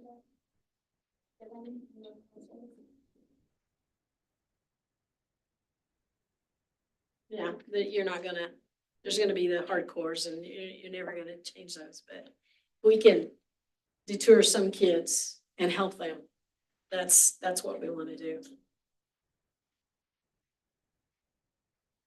I serve on the Live Well board, so I hear what Donna does. I don't even pretend to know everything she does, but I do hear on a monthly basis what's going on with it. And I appreciate it, Donna, and what you guys do, and Jennifer, and all your students. I appreciate this. It is an addiction. So we're not gonna keep everybody from doing it, even when you catch them doing it, just like any other addiction, whether it's alcohol, drug, or whatever. But anything we can do to prevent or to steer, especially at a younger age, so that we can educate them and understand, don't get started. And once they get started at a hopefully a later age, or hopefully never. But anyway, if we can deter them from continuing that practice. I don't know what it cost our healthcare system, but I know it's in the billions. It's got to be at least in the billions. It may be trillions. I don't know, but dollars that smoking has done to this country and to folks. And you see the commercials sometimes where the man is talking, and then you see it after they get done talking, they're using something because they can't talk anymore. And then after that, they died in 2021 or something like that. And it's sad. So thank you for what you do. I appreciate it. If you have any other questions, feel free to reach out to us.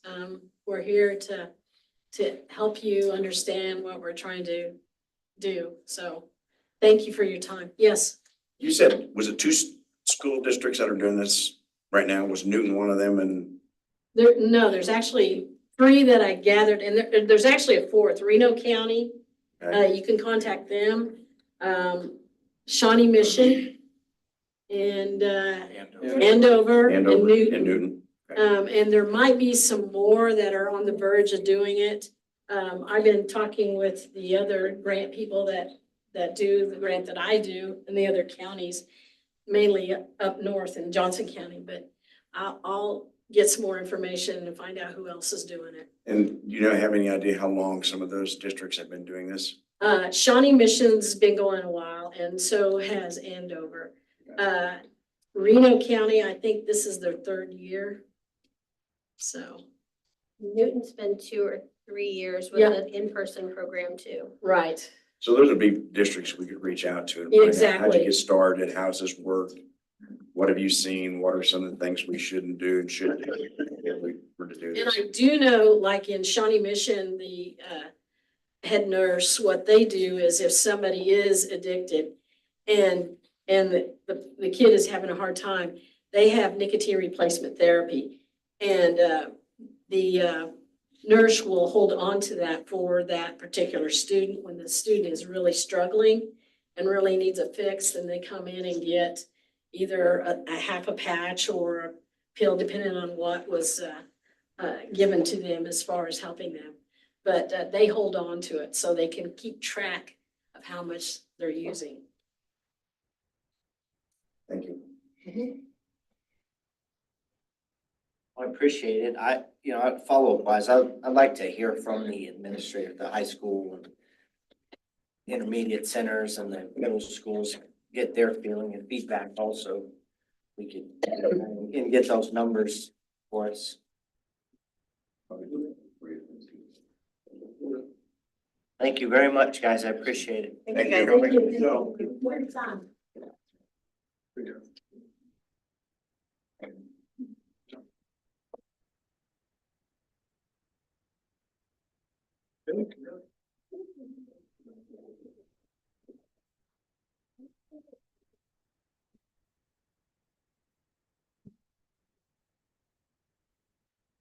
On to item F, the consent agenda.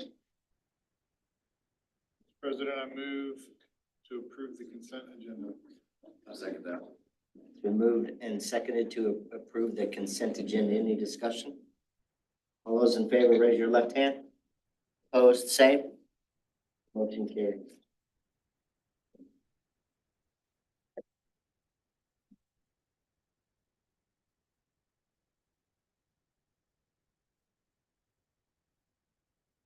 Okay, board reports, budget report from Jessica Nava.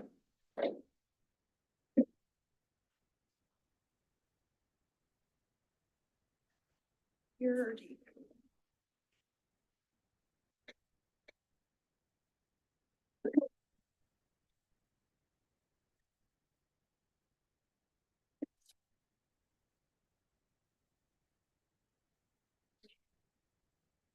All right.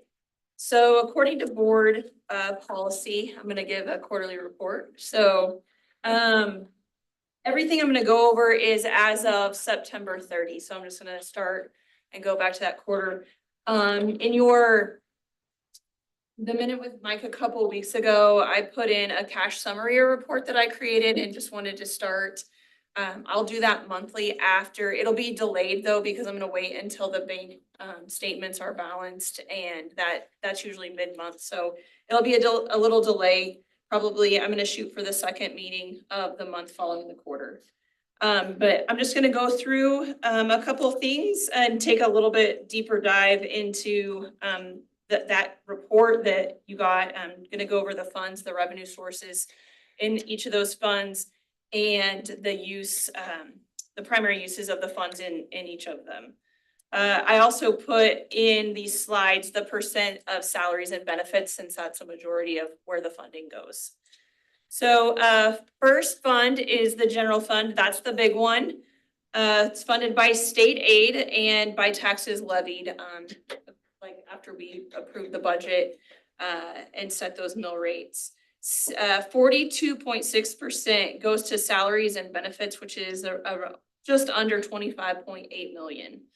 The rest, a majority of the rest, the 48%, is in transfers. Some of those are required transfers that go to 13.5 million goes to at risk. So a lot of the budget, that 66.9 million, A lot of that is actually generated by CTE funds, virtual funds, Fed funds. It all runs through the general, so it looks like a really large number. But it also includes a lot of the other funds that we'll go over. So I just wanted to point that out. And then the rest of the general fund is every year I'll go through and divvy out money to the cost centers, which is each building's budget. So 1.4 million is up to the discretion of the building administrators. I set guidelines in the accounts that I give them and then the dollar amount, and then just make sure that they know that they can overspend one account number as long as they leave money in another account number, but they get the discretion to use on that. And it's, those are based on student headcount at the buildings. And then the rest is transportation and plant facility supplies, our legal expenses, audit expenses, insurance, and recruitment. So the next fund is the LOB or supplemental general, again, funded by state aid and the taxes levied. There are required transfers out of this fund that the state tells us we have to transfer into at-risk and bilingual. At-risk is another 3.6 million on top of the 13.5 million out of general. And then about 750,000 goes to our bilingual fund. State aid out of the 21.4 million, state aid is roughly, it's just a hair under 13 million, just to give you an idea. And then here in this fund, 16%, a little over, goes to salaries and benefits. And a majority goes into transfers to keep cash balances in the other funds. Next fund is 4-year-old at risk. This is funded by one of those transfers. 100% of this goes to salaries and benefits, and it covers about 17.5% of the contracts for 20 preschool teachers at Garfield. And basically I just use up as much as I can. And it came out to 17.5% this year is what it is for this year. Then our regular at-risk fund is a large one.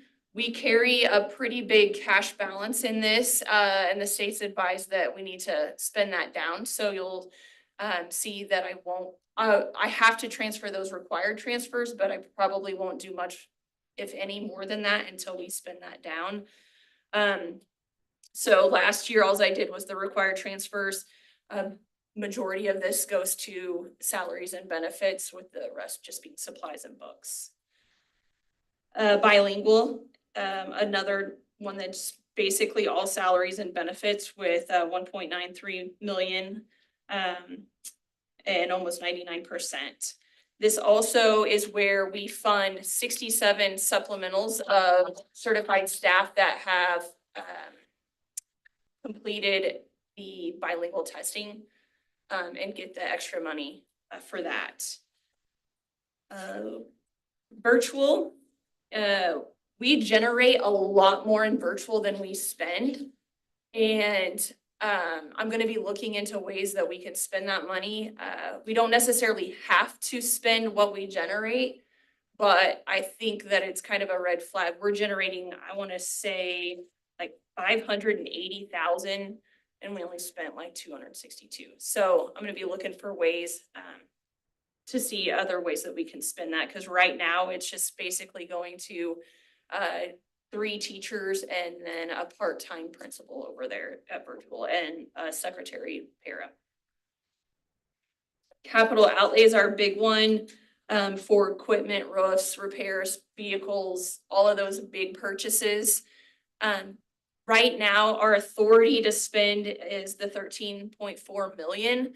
We budget high just so to have the authority to spend it if need be. If you remember right, last year I was able to transfer quite a bit of extra money into that. So our current balance is over 15 million. And the reason for that is just the way that I'm going to continue to do encumbrances at the end of the year. Had a lot of cash flow at the end of last year that was a one-time thing. And so that's why I chose to put that in capital outlay. Our state aid in that fund, it says 60, but I actually looked and it's 62% now, so about 2.5 million in state aid, then the rest coming from our taxpayers.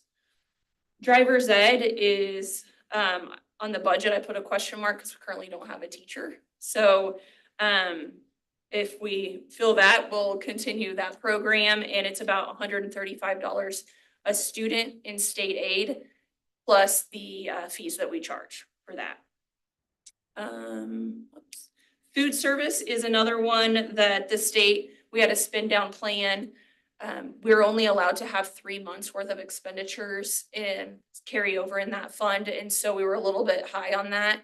And Tracy worked with the state, and at the end of this year, we should be under that threshold. So about half of her budget goes to salaries and benefits, and then we all know that food increases, but something that is like worth pointing out is that the food service fund is self-sustaining, and we do not transfer any money into that. And Tracy was even able to offer this year, everybody gets free breakfast, and those that qualified for reduced lunches are free. So we're really doing good things in that fund as well. Professional development, that all comes from state aid, only about 52,500. And then the rest is just from transfers of excess cash in general or LOB. So our current balance on that's 940,000. I didn't transfer any into it at the end of last year, but just something that we'll try to maintain. Parents as teachers, it is a grant that we write every year, and we actually just got approved to add an additional person. So these numbers are gonna increase. We haven't got the for sure approval, but on the dollar amount. But we currently have 7 employees that are paid out of this fund, and that will increase. And Madison Thompson presented on that program, and she currently has caseloads, and with the addition of the new employee, that she won't have to have a caseload. She'll just manage the grant and the program itself. Special education, we are, that's a really big one. We, last year we spent over 11 million.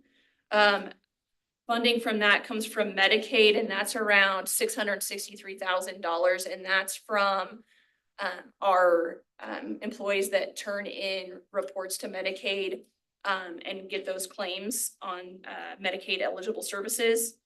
And then also from transfers from general and LOB. A big chunk of that, again, is salaries and benefits, with the rest in-service supplies, PT services. We have, we contract out some of them, and they're paid out of here. And then state aid in that fund is based, it's done a little differently. It's based on the 1 FTE per sped teacher, and then we get 40% of each para's FTE. And then add those amounts together, and we get 30,800 for each teacher or para. So it's kind of different that it's funded by staff, whereas most of the other funds are funded by our students. So a little different there. CTE is 91% of it goes towards salary and benefits, and then the rest Jenny hands manages, and any classes that generate CTE funding, she puts out requests for equipment. We just purchased the big table for the high school with those funds. Our health reserve is currently a $2 million balance, which is a little bit higher than it was a year ago, but still have room to grow it just with the increase in healthcare costs. It's one that I constantly monitor, but we do just the only thing that goes in there is fringe premiums. And then the prescription program that we have is sends quarterly rebates. And so we get around like $350,000 each quarter in prescription rebates to help that fund. Textbooks. This one is just, it's one that we build, and then spend all at once, it seems like. So we have our next adoption is set for ELA for fiscal year 26 implementation. So we'll be looking at that soon, and it's estimated to be over $1 million. So just keeping the cash balance up in that to be able to purchase those larger adoptions. Bond and interest, 63% now of that comes from state aid and the rest from taxes levied. We make our payments in September and March. The payoff on the high school bond will come in September of 2034. So getting closer on that. Interest on investments. We currently have 3 different types. We have a sweep account, which is tied to our general checking. And every night it leaves 6 million in our checking and the rest sweeps into an interest-bearing account overnight. And currently it's like a little over 9 million that sweeps every night. And then CDs, we have 25 million in 2 different banks in CDs with the average rate is between 4.2 and 5.35 on the last 15 million that I was just able to do. And then 5 million in a T-bill, which if a treasury bill is, it's like a CD, but you say like, I want $5 million and you buy it at a discount. So my $5 million T-bill cost me 4.896. And then when it matures, you get the 5 million. So it's just a little bit different than a CD. And then with that, I'm hoping that the interest on investments will increase substantially from last year, where we only had 5 million in CDs. So hoping that that'll, and we currently split that between capital and health reserves, but you can transfer that anywhere that you deem necessary. Gifts and grants, we have several different grants. That's a quick question. Sure. On the topic of CDs. When those CDs mature, is there certain things that those funds have to go back into within the budget or could be spent on? Nope, we can put them anywhere. And I also have them that they mature in a ladder. So every other month, it's taken me a little bit to get them exactly every other month, but every other month one will come and mature. That way, if we have a roof blow off and we need that cash flow, we can access it. So, but yeah, it'll just go in general and then we can choose where we wanna put it from there. Jessica, on the health reserve, what was the auditor's recommendation for a balance that we keep in there? 3.5 million. Or 2 just million. that two? Okay. We did just, right after this, we got our quarterly prescription rebate. But it came in October, so it's not included in this. So that took it closer to 2.5 with that. So, and that fluctuates. Our claims weekly are usually over 200,000 since we're self-insured. So we're paying out over 200,000 every week. So, and then, so you kind of dwindle it down and then every payday, obviously, we get a good balance back up. So that one fluctuates a lot, but definitely something that I keep a close eye on. On the CDs, what's the length of the CD to mature? I have several different currently. There's anywhere from 3 to 5 to 15 months. So they just kind of dependent on, like I said, I'm working to try to get them to where they're in a consistent ladder, but right now it's not quite that way. But I know I also made sure that one was due prior to our big bond payment in March. So I'll get a schedule that I like better and can stick with soon. Anything else before I keep rambling? She times it up with, By what? she times it up with. Okay, so textbooks we did, interest, gifts and grants. Like I said, we have several grants within this fund. The main one, the mental health grant, we pay for a behavior specialist out of that. And then also a certain amount has to go to Compass for their services. The safe and secure grant we applied for each year. This year, I think we got 124,000. And that'll go towards the Florence Wilson and SITS SWC projects that we're doing. And then Bob, which is Books on the Bus, is the grant that we do in the summertime. And then the others, there's some that just are specific to buildings. Any money that's left, like Bernadine Sitz left money for that school, it's housed in this fund. Now we're like, the rest of these are, most of the rest of these are all federal funds. They have a lot more stipulations on what we can spend them on. So it's kind of a big puzzle piece to make sure that we're spending them appropriately. Or Carl Perkins is kind of piggybacks on the CTE, and we can use that for those classes that are CTE eligible. Title 2A is actually teacher, I can't remember if it's teacher improvement. And we use that for all of our mentors that mentor our new staff in year 1 and 2. Class size reduction and teacher quality. So we also use this to pay for 3 teachers that we hired to reduce class sizes and for in-service. And then also we are eligible to use these funds for tuition reimbursement if it's highly qualified classes. Capers is simply a flow through. I have employees that want to know if they have to do this, and it is state mandated that they have to have the 6% out of their check if they're in a covered position, which is working over 630 hours in a year. Contingency reserve, this is controlled by your guys' actions to spend. Every expenditure has to be board approved before we can spend that money. And right now, the state recommends on this one to have a month's worth of payroll, and we're pretty close. We're a little shy depending on the month, but a 5 million is pretty average for a payroll. Target or Title 6B targeted improvement plan, about 55,000, and we use this for IEP reviewers and the autism team, and then 2 specific programs. One's Infinitech, and then Gina had another one that she chose to use that funding on, but that's all special education funding as well.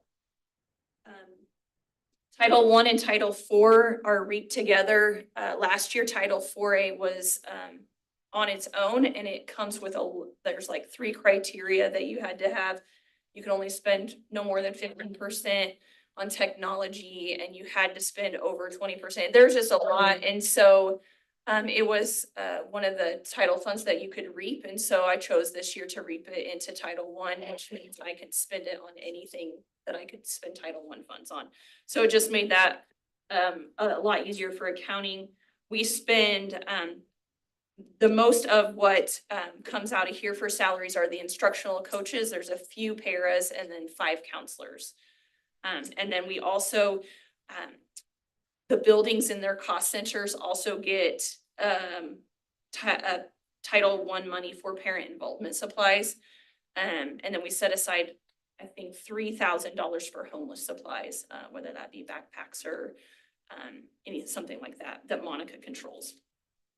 Title 1C is migrant, used for salaries, in-service supplies.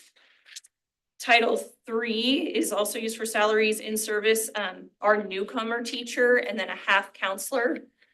And that is, that's also, Title 3 is also tied more towards migrant students as well. 6B pass-through, federal pass-through is a big chunk, again, used for SPED. So we use that for 18 SPED teachers, supplies, in-service, and equipment, just to use that. We are, the budget this year is 2.8 million. And the reason that it's so much higher than the 1.3 million above is because I don't know when it happened, but they allow you to carry over 1 year's worth. And I don't know if like 1 year they skipped it. But we actually currently have fiscal year 24 and fiscal year 25 money available. We have to spend 24 money by the end of this year. We can roll over 25, but I went ahead and budgeted it all just to have the authority if we want to or need to use it. And then 103,000 goes to the two private schools. And it doesn't go directly to them, but one of our sped teachers, early childhood teachers that provide services for those, we pay that salary out of there. And then we do ask the principals at those two private schools like to let us know if they need supplies for certain things. And we make those purchases on their behalf, basically. Significant disproportion is another, we were flagged because we have, I'm gonna say it, we had too many that were, Too many white kids that were labeled for other health impairment, for the label of other health impairment, and so.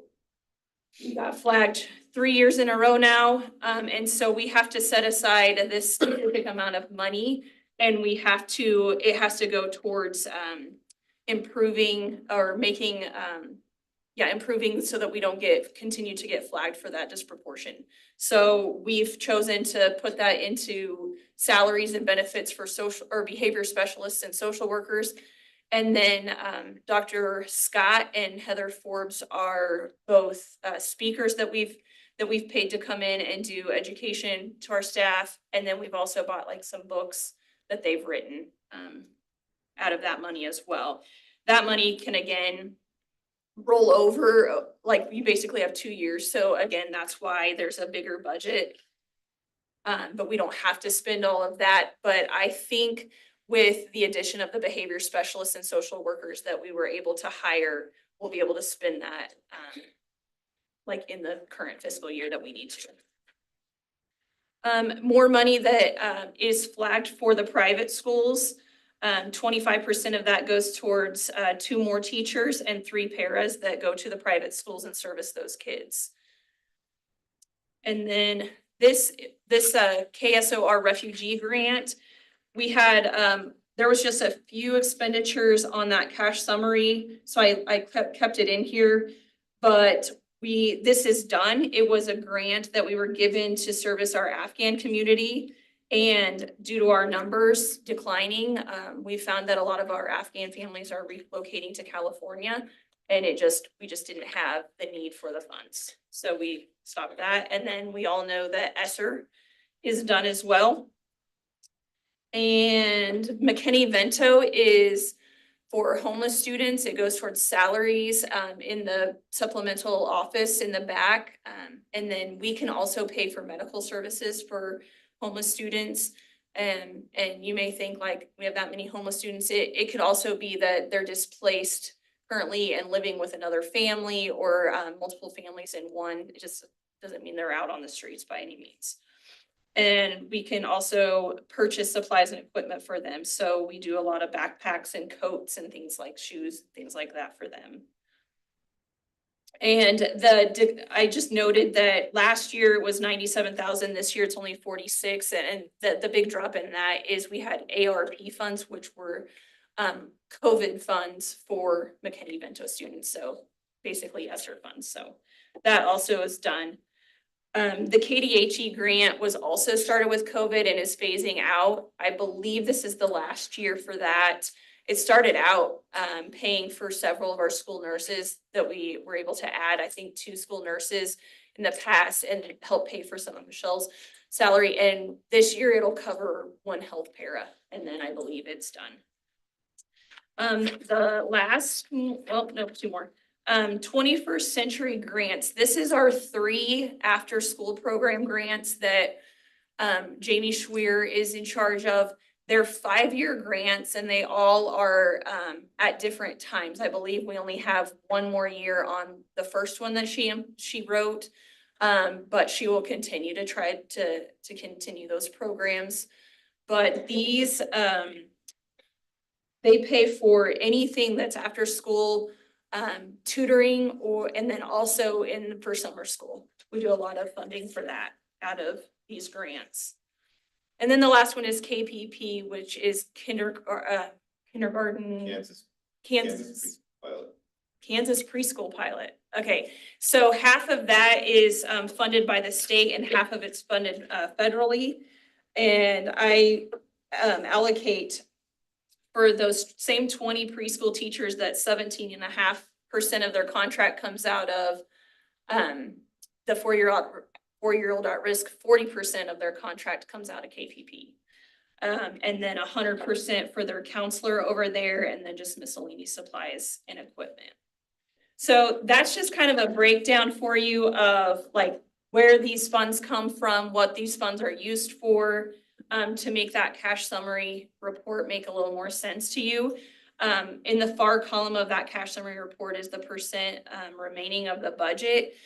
That can be a little misleading on things, a little bit of things because, for example, our at risk, the way that we have to choose or the way that we are able to use that on teacher salaries is based on evidence-based practices. So at the end of the year, there's a massive spreadsheet that I put all of the teacher salaries into, and then based on the evidence-based practices that they used for that year and the number of kids, then it calculates an amount I can use. So those salaries are currently coming out of general fund until the end of the year, then I'll do a massive transfer. So there's little things like that that are just a little misleading on that. The interest on investments will be 100% till the end of the year, and then I'll transfer that down. So, but for the most part, this will just give you guys an idea of unencumbered cash balances month to month.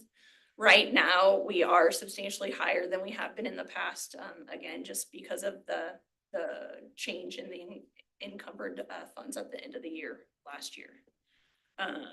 Any questions or anything else you'd like to see in these quarterly reports?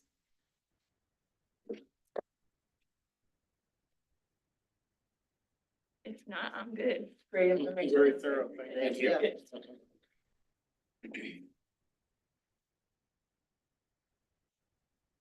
On to item H, unfinished business. H1, the RSP discussion.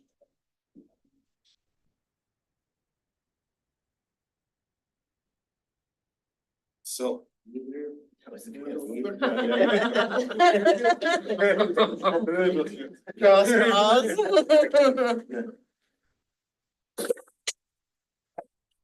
Well, we did send quite a bit of information via Minute with Mike, so. I think the biggest thing that we want to do is just get direction from you all on how you want us to move forward. We sent a copy of the new proposed contract from them. When we initially were going through the whole process with grade reconfiguration, the boundary study, all those things that we were doing, the initial cost was 80. Yeah, so the original agreement to RSP was for 80,300. We've currently spent 14,000 of that was paid out in June for the boundary analysis. 22.5 was paid out in January for the enrollment analysis. Then the 3 public meetings came to 19,750, and then they charged 4,000 for excess hours on the whole facilitation of the process. So there's more left in that money left in that original $80,000 that we didn't utilize that would cover the new proposed amount. So it's a different purpose, I guess, but it's all within the realm of their original quote. So we need guidance from you guys on what you would like to do moving forward. We don't have a recommendation, but some options are option 1, go ahead and approve the contract to draw boundaries and move forward with RSP. Option 2 is to halt and wait till next year and let the process start over next year with boundary lines. Or if you guys have another option that you would like us to move forward with, we're all ears. So we didn't pay that 80,000. They wouldn't have to reimburse us. No. They were just billing it out as the services. We're billing as we went. And we're completely paid up on services that have been rendered. Who has done, who's done the last few grade or the boundary Our studies? RSP has traditionally been the group that has done our They did the one in boundary. 2012, the most recent one that we had. And I believe they that did the one. one prior to that as well. Correct. We did. The past 2. Do you see it being beneficial to look elsewhere and maybe try something different? Or we as a district, are we happy with RSP, I mean. Point of me, I honestly don't know that there's a whole lot of companies out there that do this. I think the product that they gave us in the beginning, in 2012, I think the boundaries that they drew were good. We did have to make a change, the second year, but I think that change was because we adjusted some things that we probably shouldn't have and didn't go with their recommendations completely, is my understanding. Is that the way you understand it? yeah, that's the way I understood it. Moving forward, you know, I think that we're open to the idea of a fresh look at things, if we believe we all need a fresh look at things. You know, the look that we've had, you know, maybe it's time to get a fresh look at the way we draw boundaries in Garden City and the way we make those determinations. You know, I don't think a fresh set of eyes would hurt anything by any stretch. If we don't use them, or we don't use anyone, We have to can use we someone. make, No. we No. can't make those decisions? I'm not comfortable doing that. I don't feel like, The amount of data that they have on child birth rates, they know specifically where kids are born to. So we could draw the lines, but the problem with us drawing the lines is we're drawing the lines off current kids. They're drawing, a company that we would hire to do this correctly would come in and draw lines on where the babies have been born, currently babies have been born, and where they project babies to be born, to be living. I'm good at some things that I'm not gonna. right. I mean, I think our boundaries would be good for a year or two, but I don't think they'd be good much further than that if we were to do something like that. Pornographer is not our. That's not our area of expertise at all. We have talked, I mean, as a leadership team, we've talked, if it's something that we feel like it is getting pretty late in the game, I mean, we do need to make some decisions and get moving, just because, if we push this thing out much further, you know, with technology and changes in technology in our department, the amount of time that they're gonna need to be able to change boundaries inside of our system, to be able to go back and actually place people when enrollment starts, that'll be very And difficult. enrollment's gonna start early April, so we're gonna wanna have that stuff done. So if we're gonna do it, we really need to get going. We have talked as a leadership team, and we're comfortable not moving forward if that's what you choose to do. We've lived with these boundaries for, you know, a long time the way they are, with having to move kids. Just understand we'll have to continue for another year to move kids out of places. But we can wait a year if that's what you guys would feel more comfortable doing. Well, one of the things, you know, that got brought up when we talked about the grade reconfiguration, all that is, there was a sentiment that we didn't feel comfortable moving forward with that until we got a new superintendent.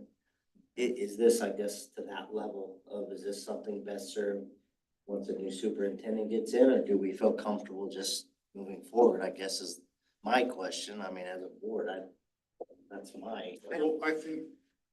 I don't think we could change demographics. I don't know that anybody can change them. So I don't know that it would matter. Well, I think one of the things that was, we talked a lot about during that whole grade reconfiguration process was minimizing the amount of disruptions moving forward, setting boundaries that stay for a long period of time. You know, if it's just based on where we left off in the discussion about grading configuration, if it's the board's intent to readdress that discussion when we have a new superintendent in,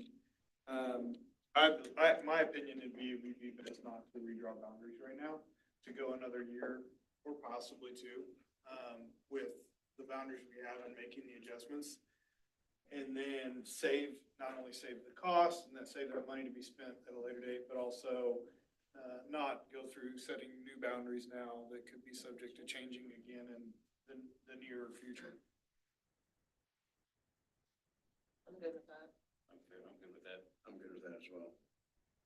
Yeah, any decision you guys make with changing grade configuration, we will have to go back and redo boundaries, like Andy said, so.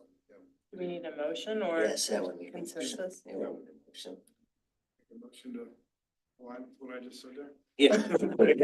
We would make a motion Just a motion to not approve to the not move contract forward, yeah. for RSP.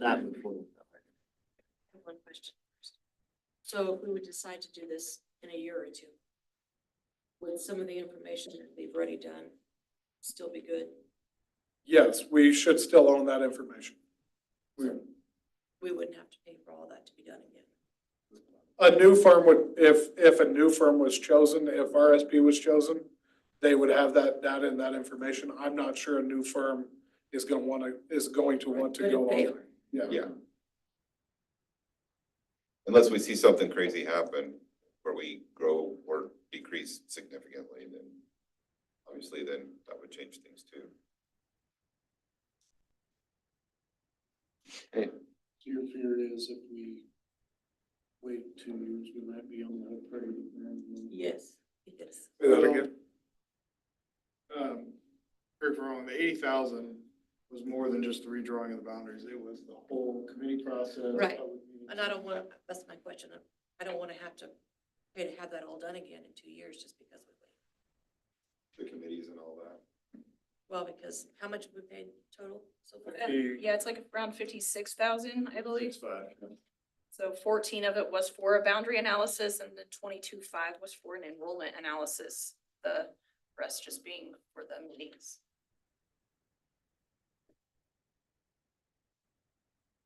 And I can kind of see both sides of it. Honestly, I can see not doing anything, and I can honestly see, like, we paid for it. We do something with boundaries, it's probably gonna be good for 3 to 4 years before any other resolution goes into effect. And I can go either way. So just so everybody's on the same page, it was a 13. $13,000 Right. additional. To get you the boundary lines. So that would definitely be under the 80 initial, 80,300 that. Wasn't there another couple $5,000 in there too, though? It was more like 45,000 total. I'm sorry, well. It was more like, there was a $13,000, but then there was two $5,000 charges Yeah, to us. so it was, 14 for the boundary, 22.5 for the enrollment, and then each of the 3 public meetings were 52.50. And then they charged us an additional 4,000 for additional hours in the facilitation process. That's how they build it. But then the last one, the lines. The new contract for the, I've never seen it. Yeah, I think it just said 13,000. But that's just the lines. That's just the boundary. Now, if you want to go and do all these other things, yes, that's going to be more just because you're asking for more services. I think there were 2 other options. You could ask for two alternatives, and then you could, ask for a revision, maybe in that contract, if I remember correctly. Not looking at it. Well, so the reality is, okay, so we've spent 55,000 right now. And if we push this out 2 years and we have to spend a little bit of money, then we have data that's current as of today, and we'll have data as of current then to compare the trending that we're looking at, right? So we'll have some linear data there, even if we have to pay a little bit out in 2 years and reduce some of that data, which is smart. I would say just to have current data. I'm okay with waiting and having to do that if we need to. And technically, we haven't paid for the boundary lines to be drawn, just for the study. Right. Analysis. So we could walk away and pay them the 56,000 we paid them and be good until we're ready for something else from them or a different firm.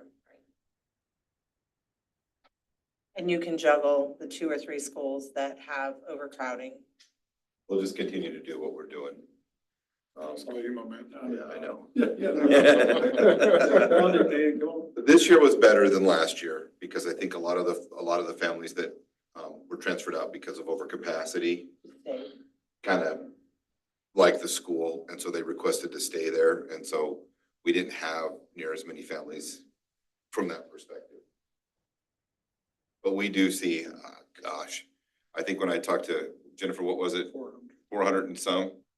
We get over 400 parent requests for transfers on top of the overcapacity transfers that we do. So we're moving and shaking kids a lot. So Does that change with the new boundary study, you think? I mean, it will some. I think it'll help with that. I actually talked to Jennifer Cunningham today about one of the things too that we need to do is we need to probably create a policy because I feel like it's starting to get out of hand. We need to have a policy together that's gonna have clear direction on what's gonna get approved and what's not gonna get approved for as far as transfers. So she and I kind of talked about that. We're gonna kind of put something together. And that's something that I'll have coming to you all here in the next month or two. Recommendations moving forward too. Completely unrelated to this, but But I can see like a boundary change could be difficult to, you would still have maybe as many transfers or more, because if you have parents that have started in a school are gonna wanna stay. So even though the boundary change, they may wanna go back. and that's something we're gonna need direction from you all on how we handle that because there's two schools of thought there and That was the biggest issue with the last time we did boundaries.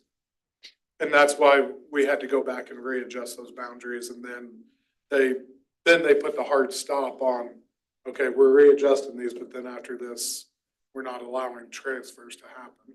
yeah, so I think for the first couple of years, we didn't do any transfers. We didn't allow any transfers after the last boundary study. Now, it's a whole different conversation, but something new that we have to think about in this whole process is with the state legislature making the determination on allowing outside districts to be able to transfer in and choose school. You know, how do we handle that with our kids compared to outside kids? That's where I feel like we need to have a policy to support that too, because we've got a policy for the kids that don't live in our boundaries, but we don't have one for the kids that do live in our boundaries. So we need to make sure that we got a policy for that as well.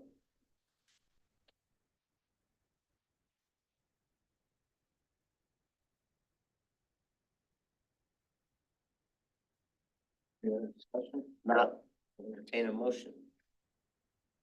Mr. President, I move that we do not move forward with the contract, current contract proposed by RFP.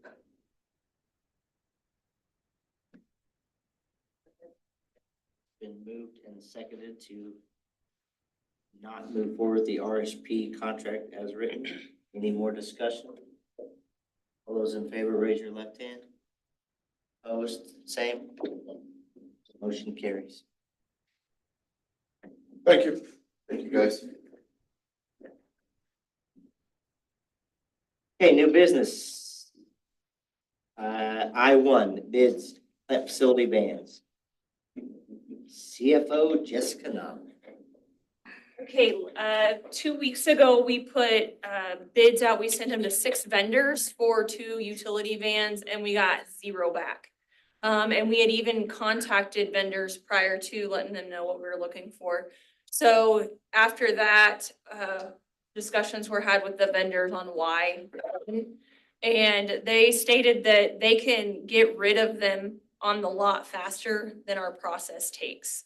So I called KSDE and visited with them on what our options were because Brandon had found some and he wanted to know if we were able to just go purchase them since we'd already bid it out, and we cannot. So what KSDE suggested is that we bid them out again and contact those vendors and say, hey, it's gonna be a short turnaround. But the board will need to authorize myself or Dr. Dominguez to basically approve the bid in that short turnaround. Like we could put them out in the morning, send the bids out in the morning and have them due by Thursday at noon. And, but then you guys would take formal action at the next meeting to approve, what we would, to finalize it. So, if you guys are comfortable with that, that's what we'll need the motion, for tonight. If you're not, we will, we'll put the bids out again and, see if we can get some to come back, this time around. So would we approve, like, you granting Dr. Dominguez authority or you authority up to a certain amount? Yes. Okay. Do you have a recommendation of what that amount is? Yep. And while she's getting that number, point of reference, it's always been on the consent agenda for vehicles because it is such a quick turnaround. Like, they being whoever it is making the bid on a vehicle. It takes, frankly, it takes too long. They just want to sell them and they don't want to sit on the vehicle if they can be sold. So our process, if it goes on the consent agenda, it makes it move quicker. And for example, put them out on Monday, get the bid by Thursday, and then you're formally approved until the board actually takes formal decision making, that basically a done deal. So we just definitely would want you guys' input on the limit before we did that. Yeah, Brandon had sent me a new quote that he had found, and I don't know, it's not pulling up.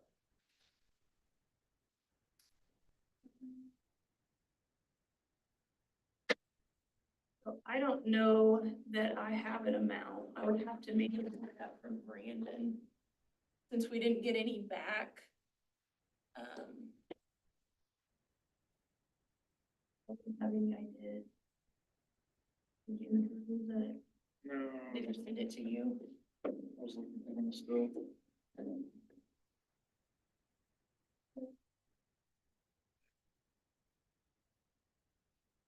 Why don't we table? If you guys make a motion to table, we can table it and then.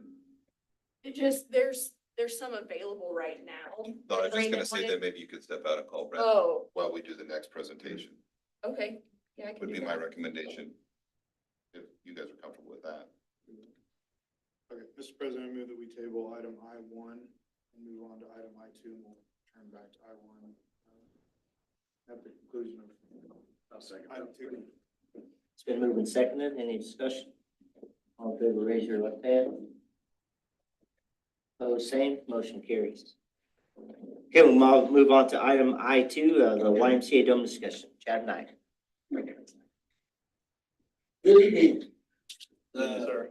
Chiefs are up 10-7 at halftime, and the Jayhawks are up 30 in the second half. I'm missing my Jayhawks, but first off, thank you guys. Appreciate the opportunity to be able to speak today.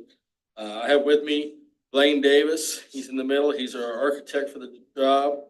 Then I have Terry Darden. He's my board president, and then Bob Lewis is president-elect.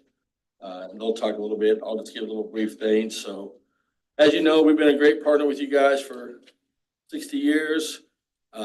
You know, we do the free access swimming pool, the swimming team practice, do the daycare on your guys' on your school premises, provide recreational educational opportunities for children as well.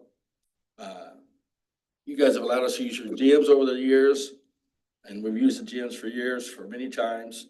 And then we built the dome. And the dome was another project that we did, a joint project together. So you guys partnered with us, the city partnered with us, and then the Y did it. So we did everything for the Y. For the Y did everything for the dome. We paid for everything, all the equipment, everything inside of it, all the operational for the last 5 years. And then pursuant to our agreement that we had when we started, you guys had use of it from 8 to 5:30 and for your games and activities and gym classes or whatever classes and sports. The high school's been in there too several times, and many people have used it. So for us, for the Y, just to give you numbers, we had 23, we had YMCA members that use the dome, 17,511. And in 2024, thus far through August, we had 9,271. We hosted 32 weekend tournaments last year, and 24 of those the Y did. And in 2024, we've hosted already 13 such weekend tournaments. So despite heavy usage, guys, we just still haven't been able to pay for it. I went in there last Friday because I had to work Friday night, didn't have a MSA person. There was 13 kids on the first court playing basketball, 8 kids on the second court playing basketball, about 9 kids on the third court playing volleyball, and there's 6 kids in the baseball batting cage area. 2 moms walking around, and then 2 guys in the functional fitness. This was Friday night at 6:40. You know, you wouldn't think it'd be that heavy usage on a Friday night at 6:40, but it was. So, but we're here to discuss moving forward. For the last 5 years, we've taken a loss of over $100,000 a year, just operational, guys. So we just haven't been able to make it work. We hit the numbers we wanted to hit on the membership. We hit the numbers we hit on our YMCA add-ons. We just didn't hit the numbers on program side and other things that kind of made us take a loss, so. At this time, we'll turn it over to Blaine and let Blaine talk about the project, how it involved, how the school district played a part in that, where the dome was located and stuff like that.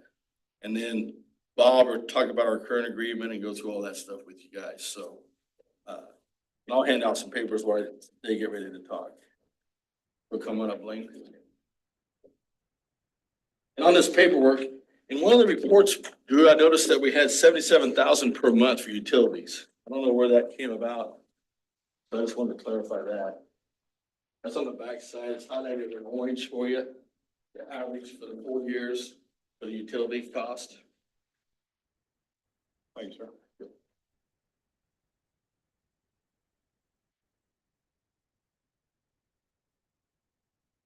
Thank you. I'm Blaine Davis. I'm Architecture Plus. I was the architect for the YMCA in pursuing this project, which we really started talking about in the need for an activity space or a larger gymnasium type building, probably in about 2014. And actually my project number for this job was 2015. So we started that actual process.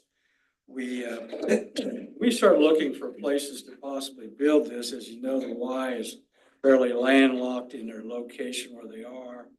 We had, looked at different options, possibly maybe even the community college. And then we kind of got Dr. Carlin, and he kind of indicated that they might be interested as a school district to be a co-sponsor or whatever of this project.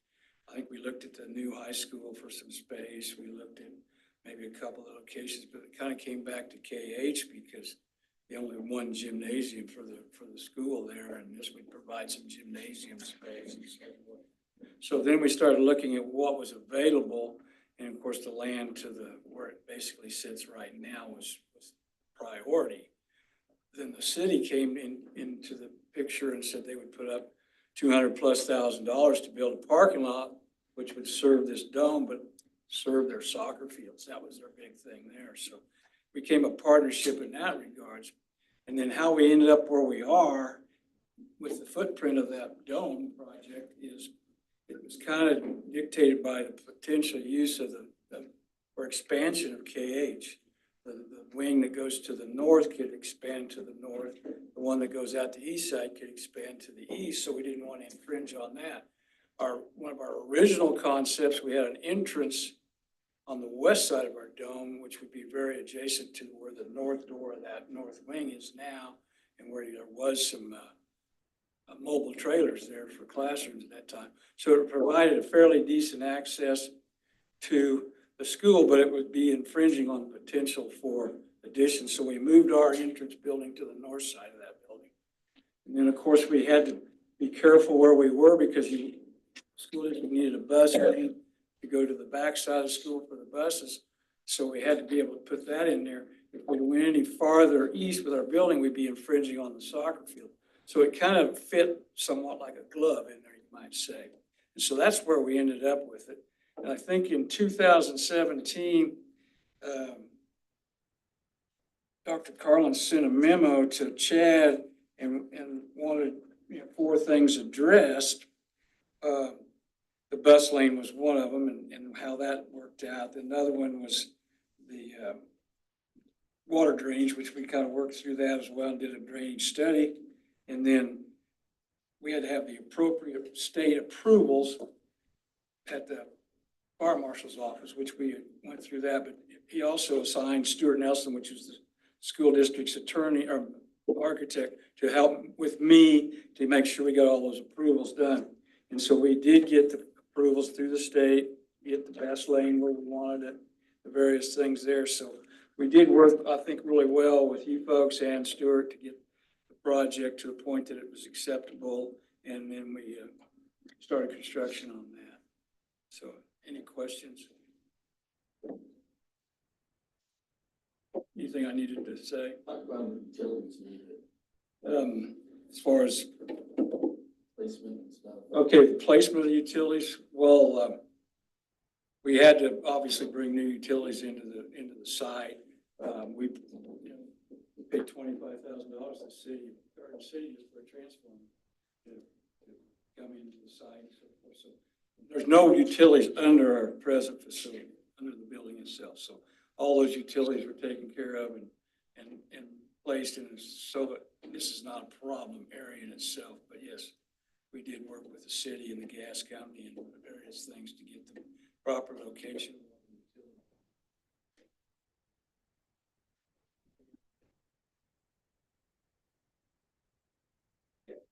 Questions from the board? Appreciate your time. Thank you.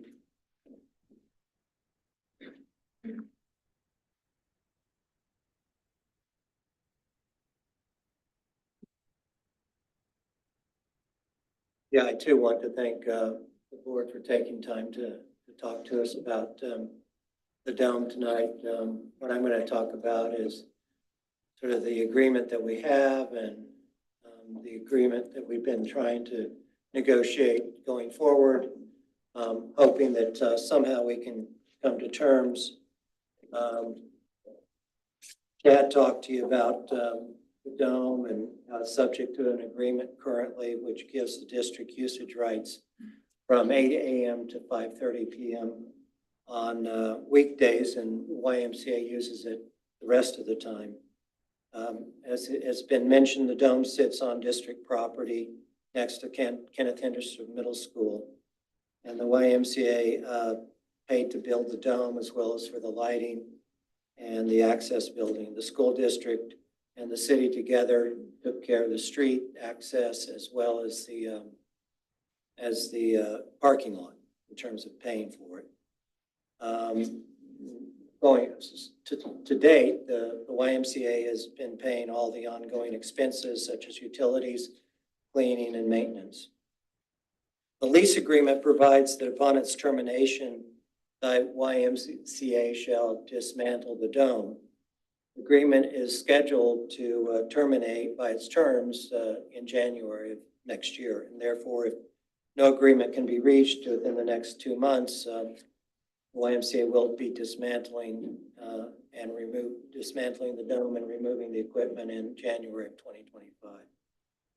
This, of course, will result in the YMCA, the school district, and the community at large losing a valuable sports and exercise venue. And Chad's already talked about the numbers of Y members that use it on an annual basis. We believe it behooves both the district and the YMCA to come to an amicable agreement that will allow the dome to continue to benefit the entire community. Over the last several months, there have been ongoing negotiations, as I suspect you folks are involved. Some of you have actually been personally involved in them, but we haven't reached a resolution, and that's the occasion for tonight's presentation. In July, the district told us that it wanted to enter into a temporary one-year agreement, which would have commenced in August of this year and continued to August of next year, basically the school year plus the summer. And we understood that the rationale for that was that it would give the school district some time to sort of assess where it's at and make a decision in next year after this school year about where it wants to go on a more permanent basis. So the YMCA drafted such an agreement, but it was then told that the district had changed its mind and wanted a permanent agreement now that gave the school district ownership and control of the dome with limited use by the YMCA. So the YMCA drafted such an agreement. We were then told that the school district had two concerns. First, it was concerned about the dome's location. It didn't fit into the district's plans for expansion of Kenneth Henderson as we understood it. And in particular, an issue was raised about the dome sitting on top of the utilities, and somehow the dome was located where the district was thinking about or wanting to put classrooms. So that was one of the objections. The second seemed to be, or was, that they thought we were asking too high a price. I believe that Mr. Davis addressed the objection concerning utilities, explaining that they're not located underneath the dome, but rather, as I understand it, to the east.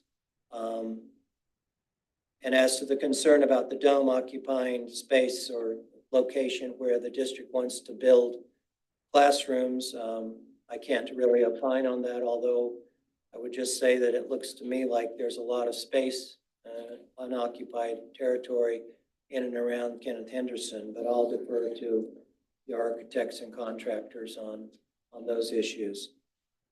Let me now address the issue of money, which was the second objection we understood to the proposal we presented.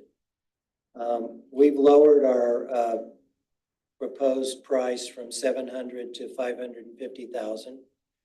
And as I will explain, the 550,000 reflects a very deep discount off the fair market value of the dome. And in that connection, I'd like to, just so you can just follow a little more easily what I'm going to talk about. I just put together a summary sheet here.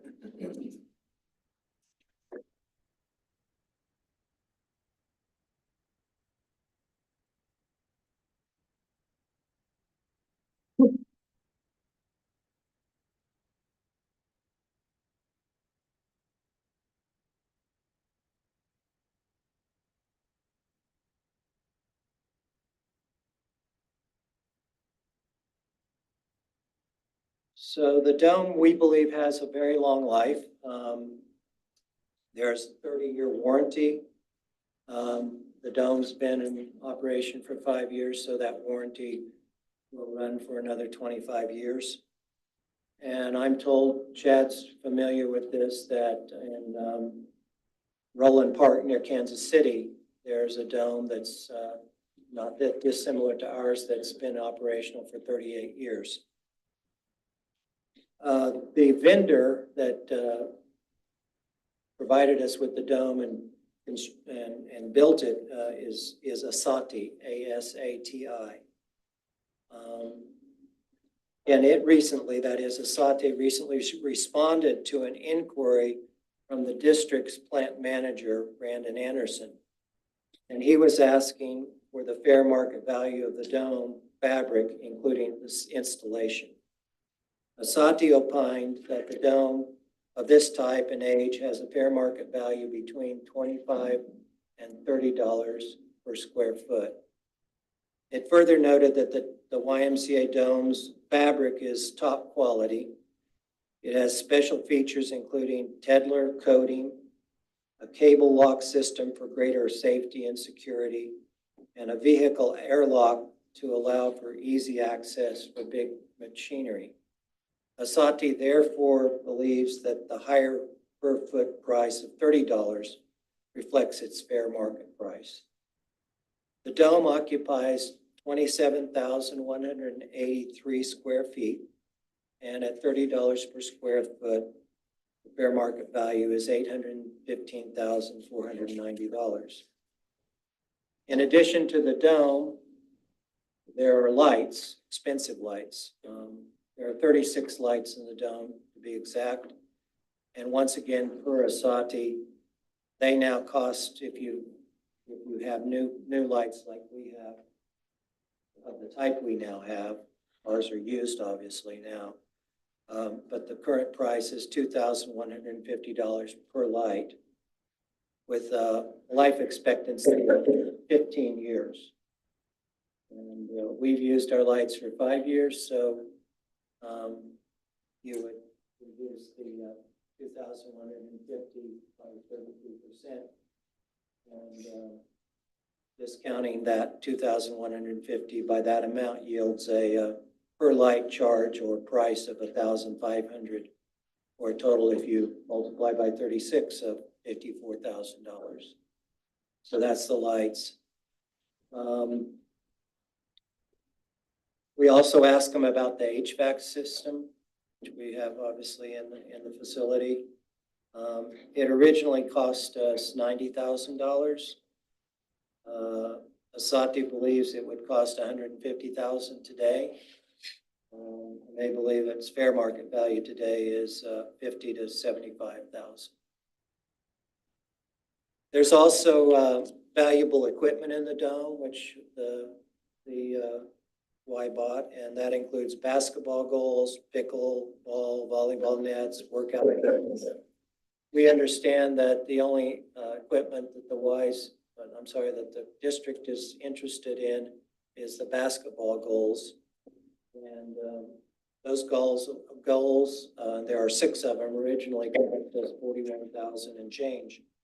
And per Bison, which was the vendor goals, each is now worth between $5,000 and $6,000, or $30,000 for the 6, if you use the lower $5,000 number. So that's explaining the situation. If you look at the total, the fair market value of the dome fabric, the lights, the HVAC system, the goals is $949,000 and change. And using the low end on the HVAC system. So the YMCA's current offer of $550 is 42% discount off their market value. We understand that in deciding whether to purchase the dome and or the basketball goals, and on what terms, the board has to consider a multitude of factors, not only those that we presented you with this evening. We do not presume to suggest to you what you should buy, whether you should buy the dome or on what terms you should buy them. We do, however, appreciate the opportunity to explain our situation, our position, and we look forward to working with you if we can to do what's best for not only the YMCA and the district, but all of the community in Southwest Kansas. I think the 3 of us would be happy to answer any questions now or later. Thank you very much for your time. Thank you, Bob, for going through that. A question I have is, can you just, I think we've all had the chance to read the lease agreement and all, but with just point of clarity in this meeting, can you talk about what is the scope of the demo required under the current lease agreement? What would the site look like at the conclusion of demolition that would be required by the YMCA? Sure. Well, subject to going back to the agreement, which I would want to do, but as I understand it, we would take down the dome, we would take down the lights, we would take out the equipment, and you would be left with the floor. Is that? And the accessory building. And the accessory building, that would be left. Essentially, you would have all the everything that, can't be taken, what's permanent. Okay.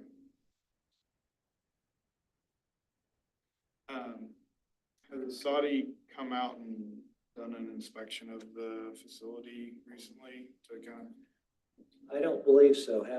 They were out 2.5 years ago. But we were required every quarter to send an inspection. We gotta go around and test the stress cables, take pictures, take the records, shut it down, run the auxiliary unit. There's 3 primary units on it. Main one, a secondary, and an auxiliary. Auxiliary runs off of natural gas, so if the power goes out. We're required every quarter to do those tests. I gave Drew the log. We've done logs on that ever since we've been open. Stacy was really good on that stuff, so we got all those logs, all that stuff rolling. Tests and changes and all that. Do you, you may not have this, but do you have did they give you a cost, what the deconstruction cost would be? Would you hire that company to come back and do it, or is that something? Yeah, we'd hire 2 guys to come out. We pay for their plane ticket to come out. They'd be out there about a week. And they would run the show as far as what steps we gotta do to take it down and dismantle it. We would have to provide most of the manpower like we did when we put it up. We get a bunch of people out there, volunteers, and tear it down. And then fold it how they want us to fold it, to store it so they can resell it and stuff like that. Do you have any other plates to get a fair market value from? I mean, you know, normally you would have like an independent appraisal or something for real property. So I'm not saying that the vendor's a little bit biased, but No, we haven't done that. And it'd be kind of hard to do that because our building's so unique. So I'll give you 4 examples of domes in the region. So Granby, Colorado has a dome in Granby, Colorado that's over an indoor soccer field. Wichita has over dome over 2 tennis courts. And then Roland Park in Kansas City, where I worked at, where I started, where I got this idea from, they're over 2 basketball courts. Ours is over 3 basketball courts, walking, running track, batting cages, a little bit bigger area than all of those 4. So when you're comparing apples to apples, you're not really comparing apples to apples because there's not really some, but I'm sure a Sati or somebody else can get it. You know, like when you buy a house, you got fair market value of a 2,700 square foot house with 3 bedrooms and 6 bathrooms or whatever, you know. It's really not, there's really not a comparison that we can do on that. I mean, I'm sure they can probably get you one. But I mean, that's a good question. I don't know where we would go to get that. But think about that. Has all the maintenance been, you said the logs, of you guys have done all your tests, but has the required maintenance been done, like when it needs it? all of it hasn't been done about a year ago, about a year and a half probably now. It has 2 boards on the HVAC system. We've been just running 1 board. So the other board, we didn't do any replacement because we knew the predicament we was in as far as costs and our issues and cash strapped and not paying it. So we just been bypassing and mandated with just 1 board. An actuator motor that controls the actuator is not ordered too. That controls the actuator for the dampers to go on or up, and that helps regulate the pressure. So there was a couple things in the HVAC that I think I put in one proposal, it's like $2,000 to repair that stuff. I mean, it's not much, but when we're cash strapped as we are, being a nonprofit YMCA, you know, we don't have tax dollars. All our money comes from the community, you know, it's hard for us to pay for that when we've been losing on it for the last 5 years, so. What did you, I think you might have said this, but I didn't catch it. What is the anticipated lifespan of that HVAC unit? How many hours or how many years are those expected? I think it's with the unit, with the dome, 30 years, same way. So we've never have asked on that. I never got that. I mean, it's the same thing as a warranty on the dome, 30 years, so. Does the 30-year warranty from the county cover the unit too? I believe so. I never have asked on the unit especially. I would like that answer. I think that's important. I don't know the answer to that. Yeah. I would say nowadays with HVAC, it wouldn't last. I mean, our pool heater lasted 36 years. So, and that was a beast, so. And we replaced 3 of them since I replaced that 1 in 12 years. We can check on that. Yeah, we can check on it. Blaine might know, looks like he's digging for something.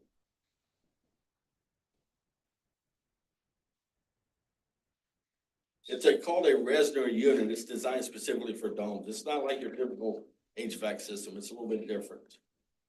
So.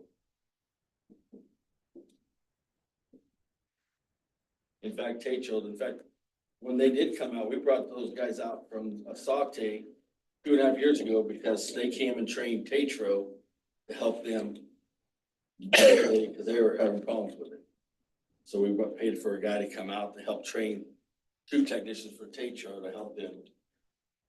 Have we got a copy of the 30-year warranty? We know because we got that. I don't have a copy. Get a copy of that to review. Might be in that book, but we can probably get you.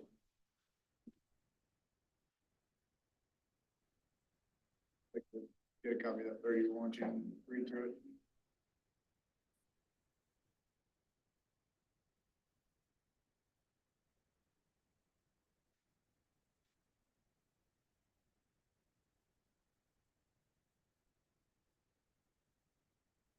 Any other questions? This may seem like a dumb question, Yeah, but that's you. fine, nothing's done. I know as a teacher, there's no such thing as a stupid question, but so your conversation about all this has been, you want it there for the community, you want it to be part of the community and all of that things going on. So let's just say that we give the 550 whatever. What is the expectation of then you all for the use of the building? Right. So, what we understood the district had proposed when we presented you with what I'll call the permanent solution was that, we would have rights to come in, like, let's say we have weekend tournaments and we would ask for permission to use the dome for those to the extent that they're not being used. It's not being used by the district. So that's our current agreement we have now. That's for other buildings, yes. Yeah, When we right. go to rent another building, we call that principal and we Right, fill out a that's contract, right. yeah. The difference is that under the permanent solution, if you would, it's my understanding, you can also address this, that our members wouldn't be able to go in on a daily basis any longer.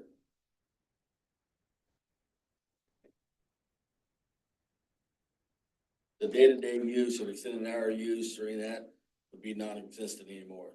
Our membership people we'd have to stop that. The only time we would be using it is when we want to use it for our leagues, tournaments, special events. We just call principal like we do for any other school. Everyone need a dome for 9 a.m. to 4 p.m. for a tournament. We fill out a contract and then.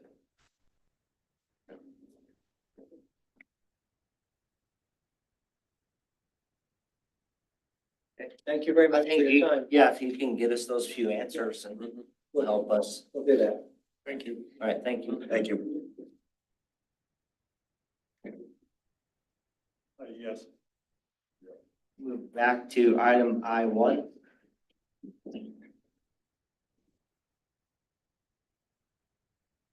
Okay, I talked to Brandon, sorry about that. I should have had that number. The ones that he has his eye on right now are 43.5.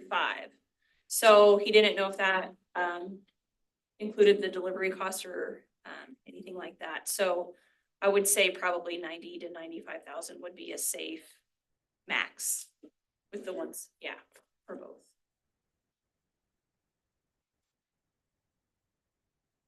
Okay, so just to make sure I understand, essentially, we would be making a motion to give you and Dr. Dominguez authorization to, notify Basically- them that we're going to award it, basically enter into like a verbal agreement to buy it, so that they feel comfortable or giving us the vehicle, and then we actually formally purchase it or make a motion at the next. Correct, yeah, it's a verbal commitment, and then once you guys do your formal approval, then cash would change hands, yeah. And that is part of the bid process, like he's looked at several places, right? What do you, oh, yeah, So, we okay. would, and we would send the new revised bid out to the same 6 plus this one he found, in addition. And he would contact, all 6 of those vendors and just say, hey, we know you got it. We have, Yeah, we know you got our old one, but, we're gonna redo it with a 2-day turnaround, to get a verbal commitment to you within 2 days. You think this is something like a new practice we just need to be prepared to do for all vehicle purchases moving forward? It sounds like it depends on like what we're looking for. The specialized vehicles like this, I think are gonna be, like more in short demand. And so they're not going to worry about bidding when they know they can get rid of them straight off the lot in a week.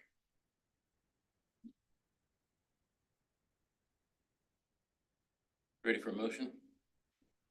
I move that we give Jessica and Dr. Dominguez verbal permission to proceed with a max cap at 95,000 for the purchase of 2 cargo vans. Is that clear enough? I'll second that. Been moving second. Any further discussion? All in favor, raise your left hand. Opposed, same.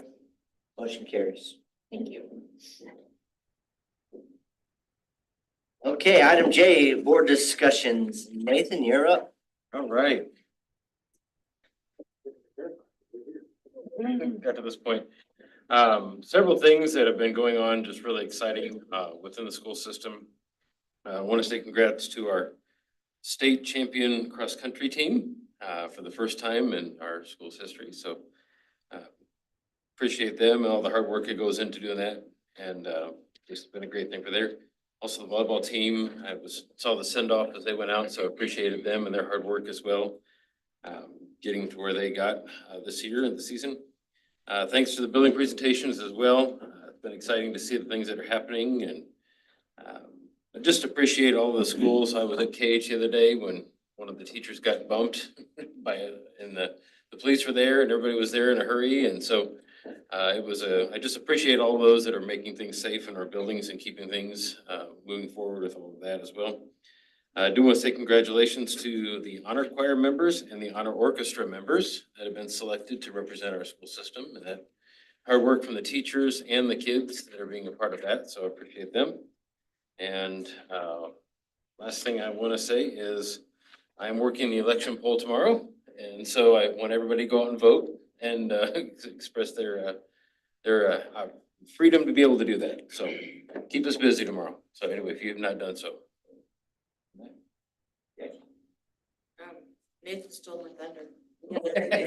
He said everything that was on my list, so, I guess. Robin? Yes, ditto to what, these two have said. Jessica, thank you for the very detailed report of more funds than I would ever want to keep track of.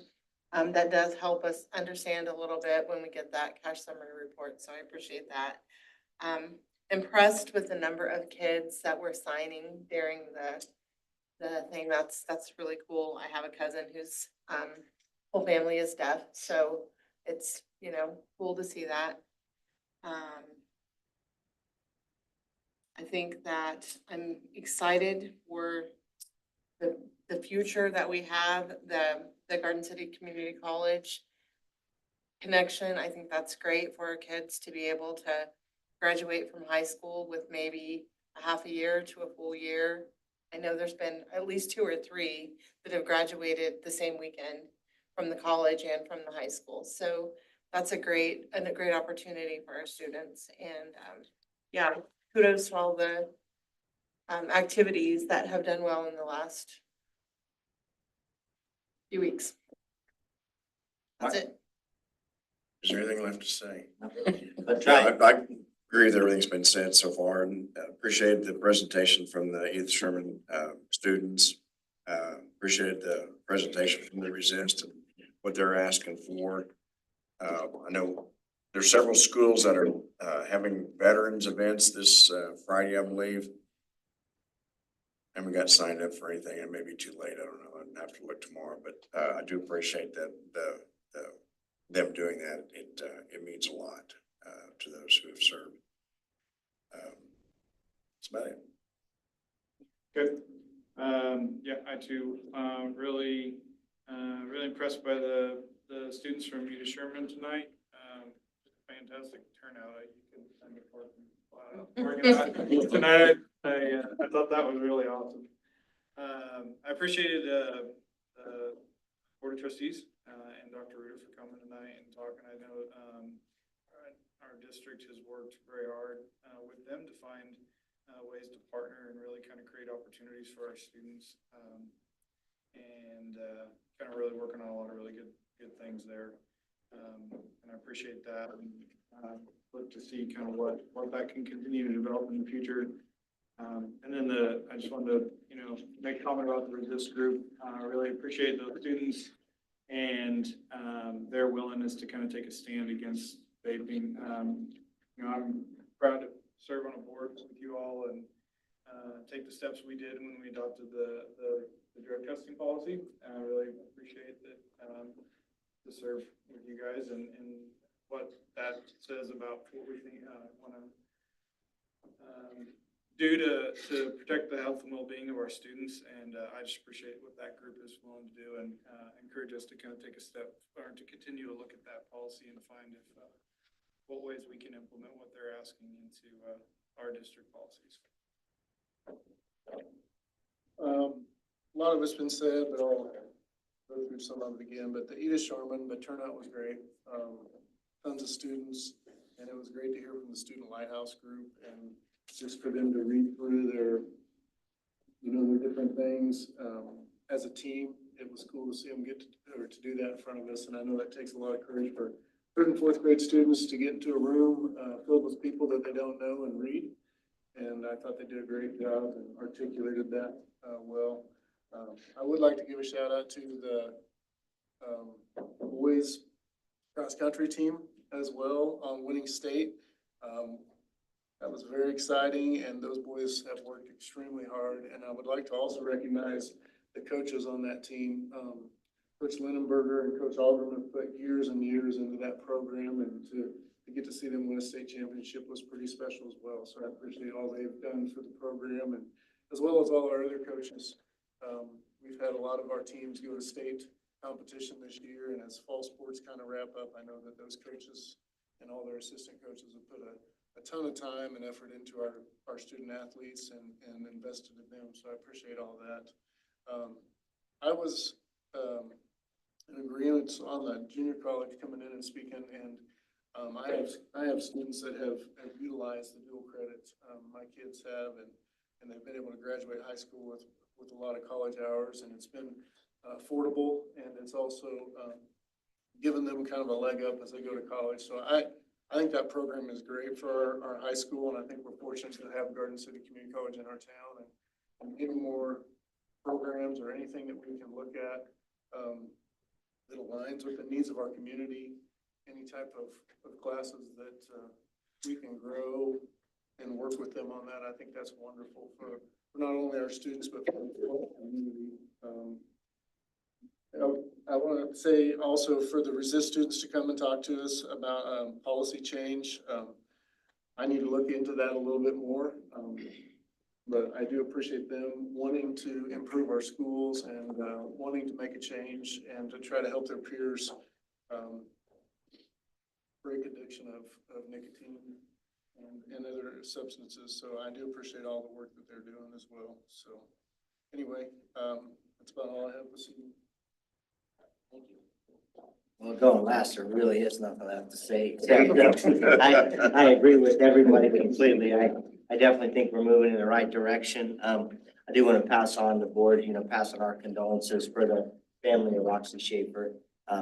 She was, 35 years in the district and a friend to a lot of people and in that. So pass on our condolences to friends and family and coworkers and everybody that she really made a difference in the district. So Dr. Demise?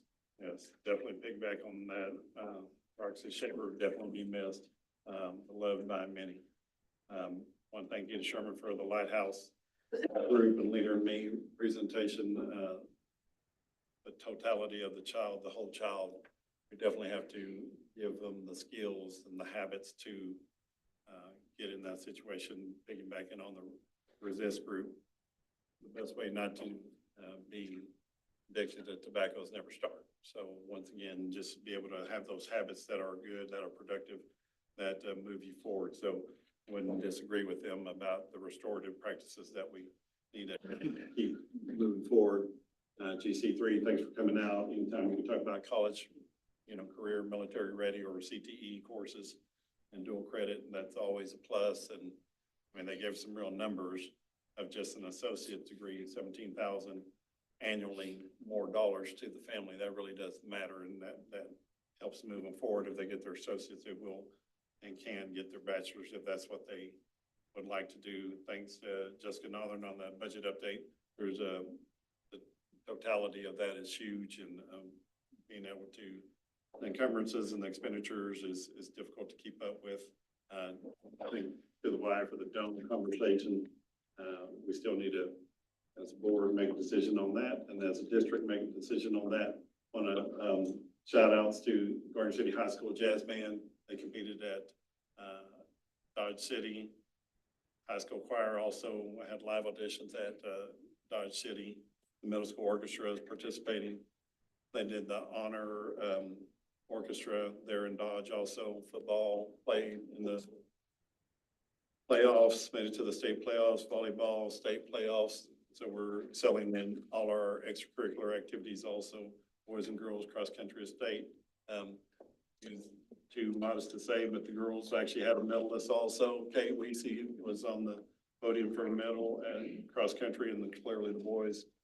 The only time we won it, but first time in 60+ years that we won a boys cross country state title. So once again, not just the students, the coaches, the family, the whole community, the system in and of itself, but you have to be lucky on top of, you have to be healthy.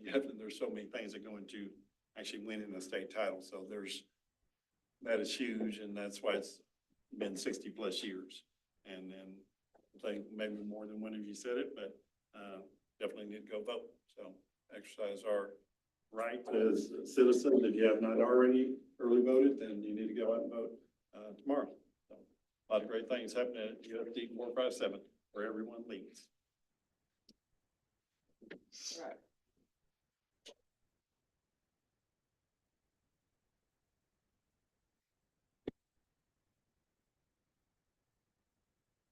All right, item K, the next board meeting, the next regular meeting of the Board of Education will take place on Monday, December 2nd, 2024 at 6 p.m. here in the board meeting room at the Educational Support Center. Item L, executive session. So for this, just so you know, we're gonna move to go into the executive session. We'll really kind of do this in two parts. So the first part will be in there for, just 10 minutes. And it'll just be the board. When we come out, we will need to extend. And then when we do that extension, we'll invite Dr. Dominguez into that. So give everybody kind of heads up as we head into this, kind of how we will handle that. So this first part will be a motion just for that 10 minutes, and then we'll have an extension. So, Mr. President, I move we go into executive session for 10 minutes to discuss a personnel matter pursuant to non-elected personnel exemption under Tacoma, to discuss an individual employee's performance beginning at, yeah, 9:05. Oh, that's a. 9:05. Oh, I was thinking, man, it doesn't feel like it. All right, good. I'm gonna go up and change that as soon as you guys go to executive session. Beginning at 9:05 p.m. and the open meeting will resume in the board meeting room at 15 p.m. Moved and seconded. Any discussion? All in favor, raise your left hand. Opposed, same. Motion carries.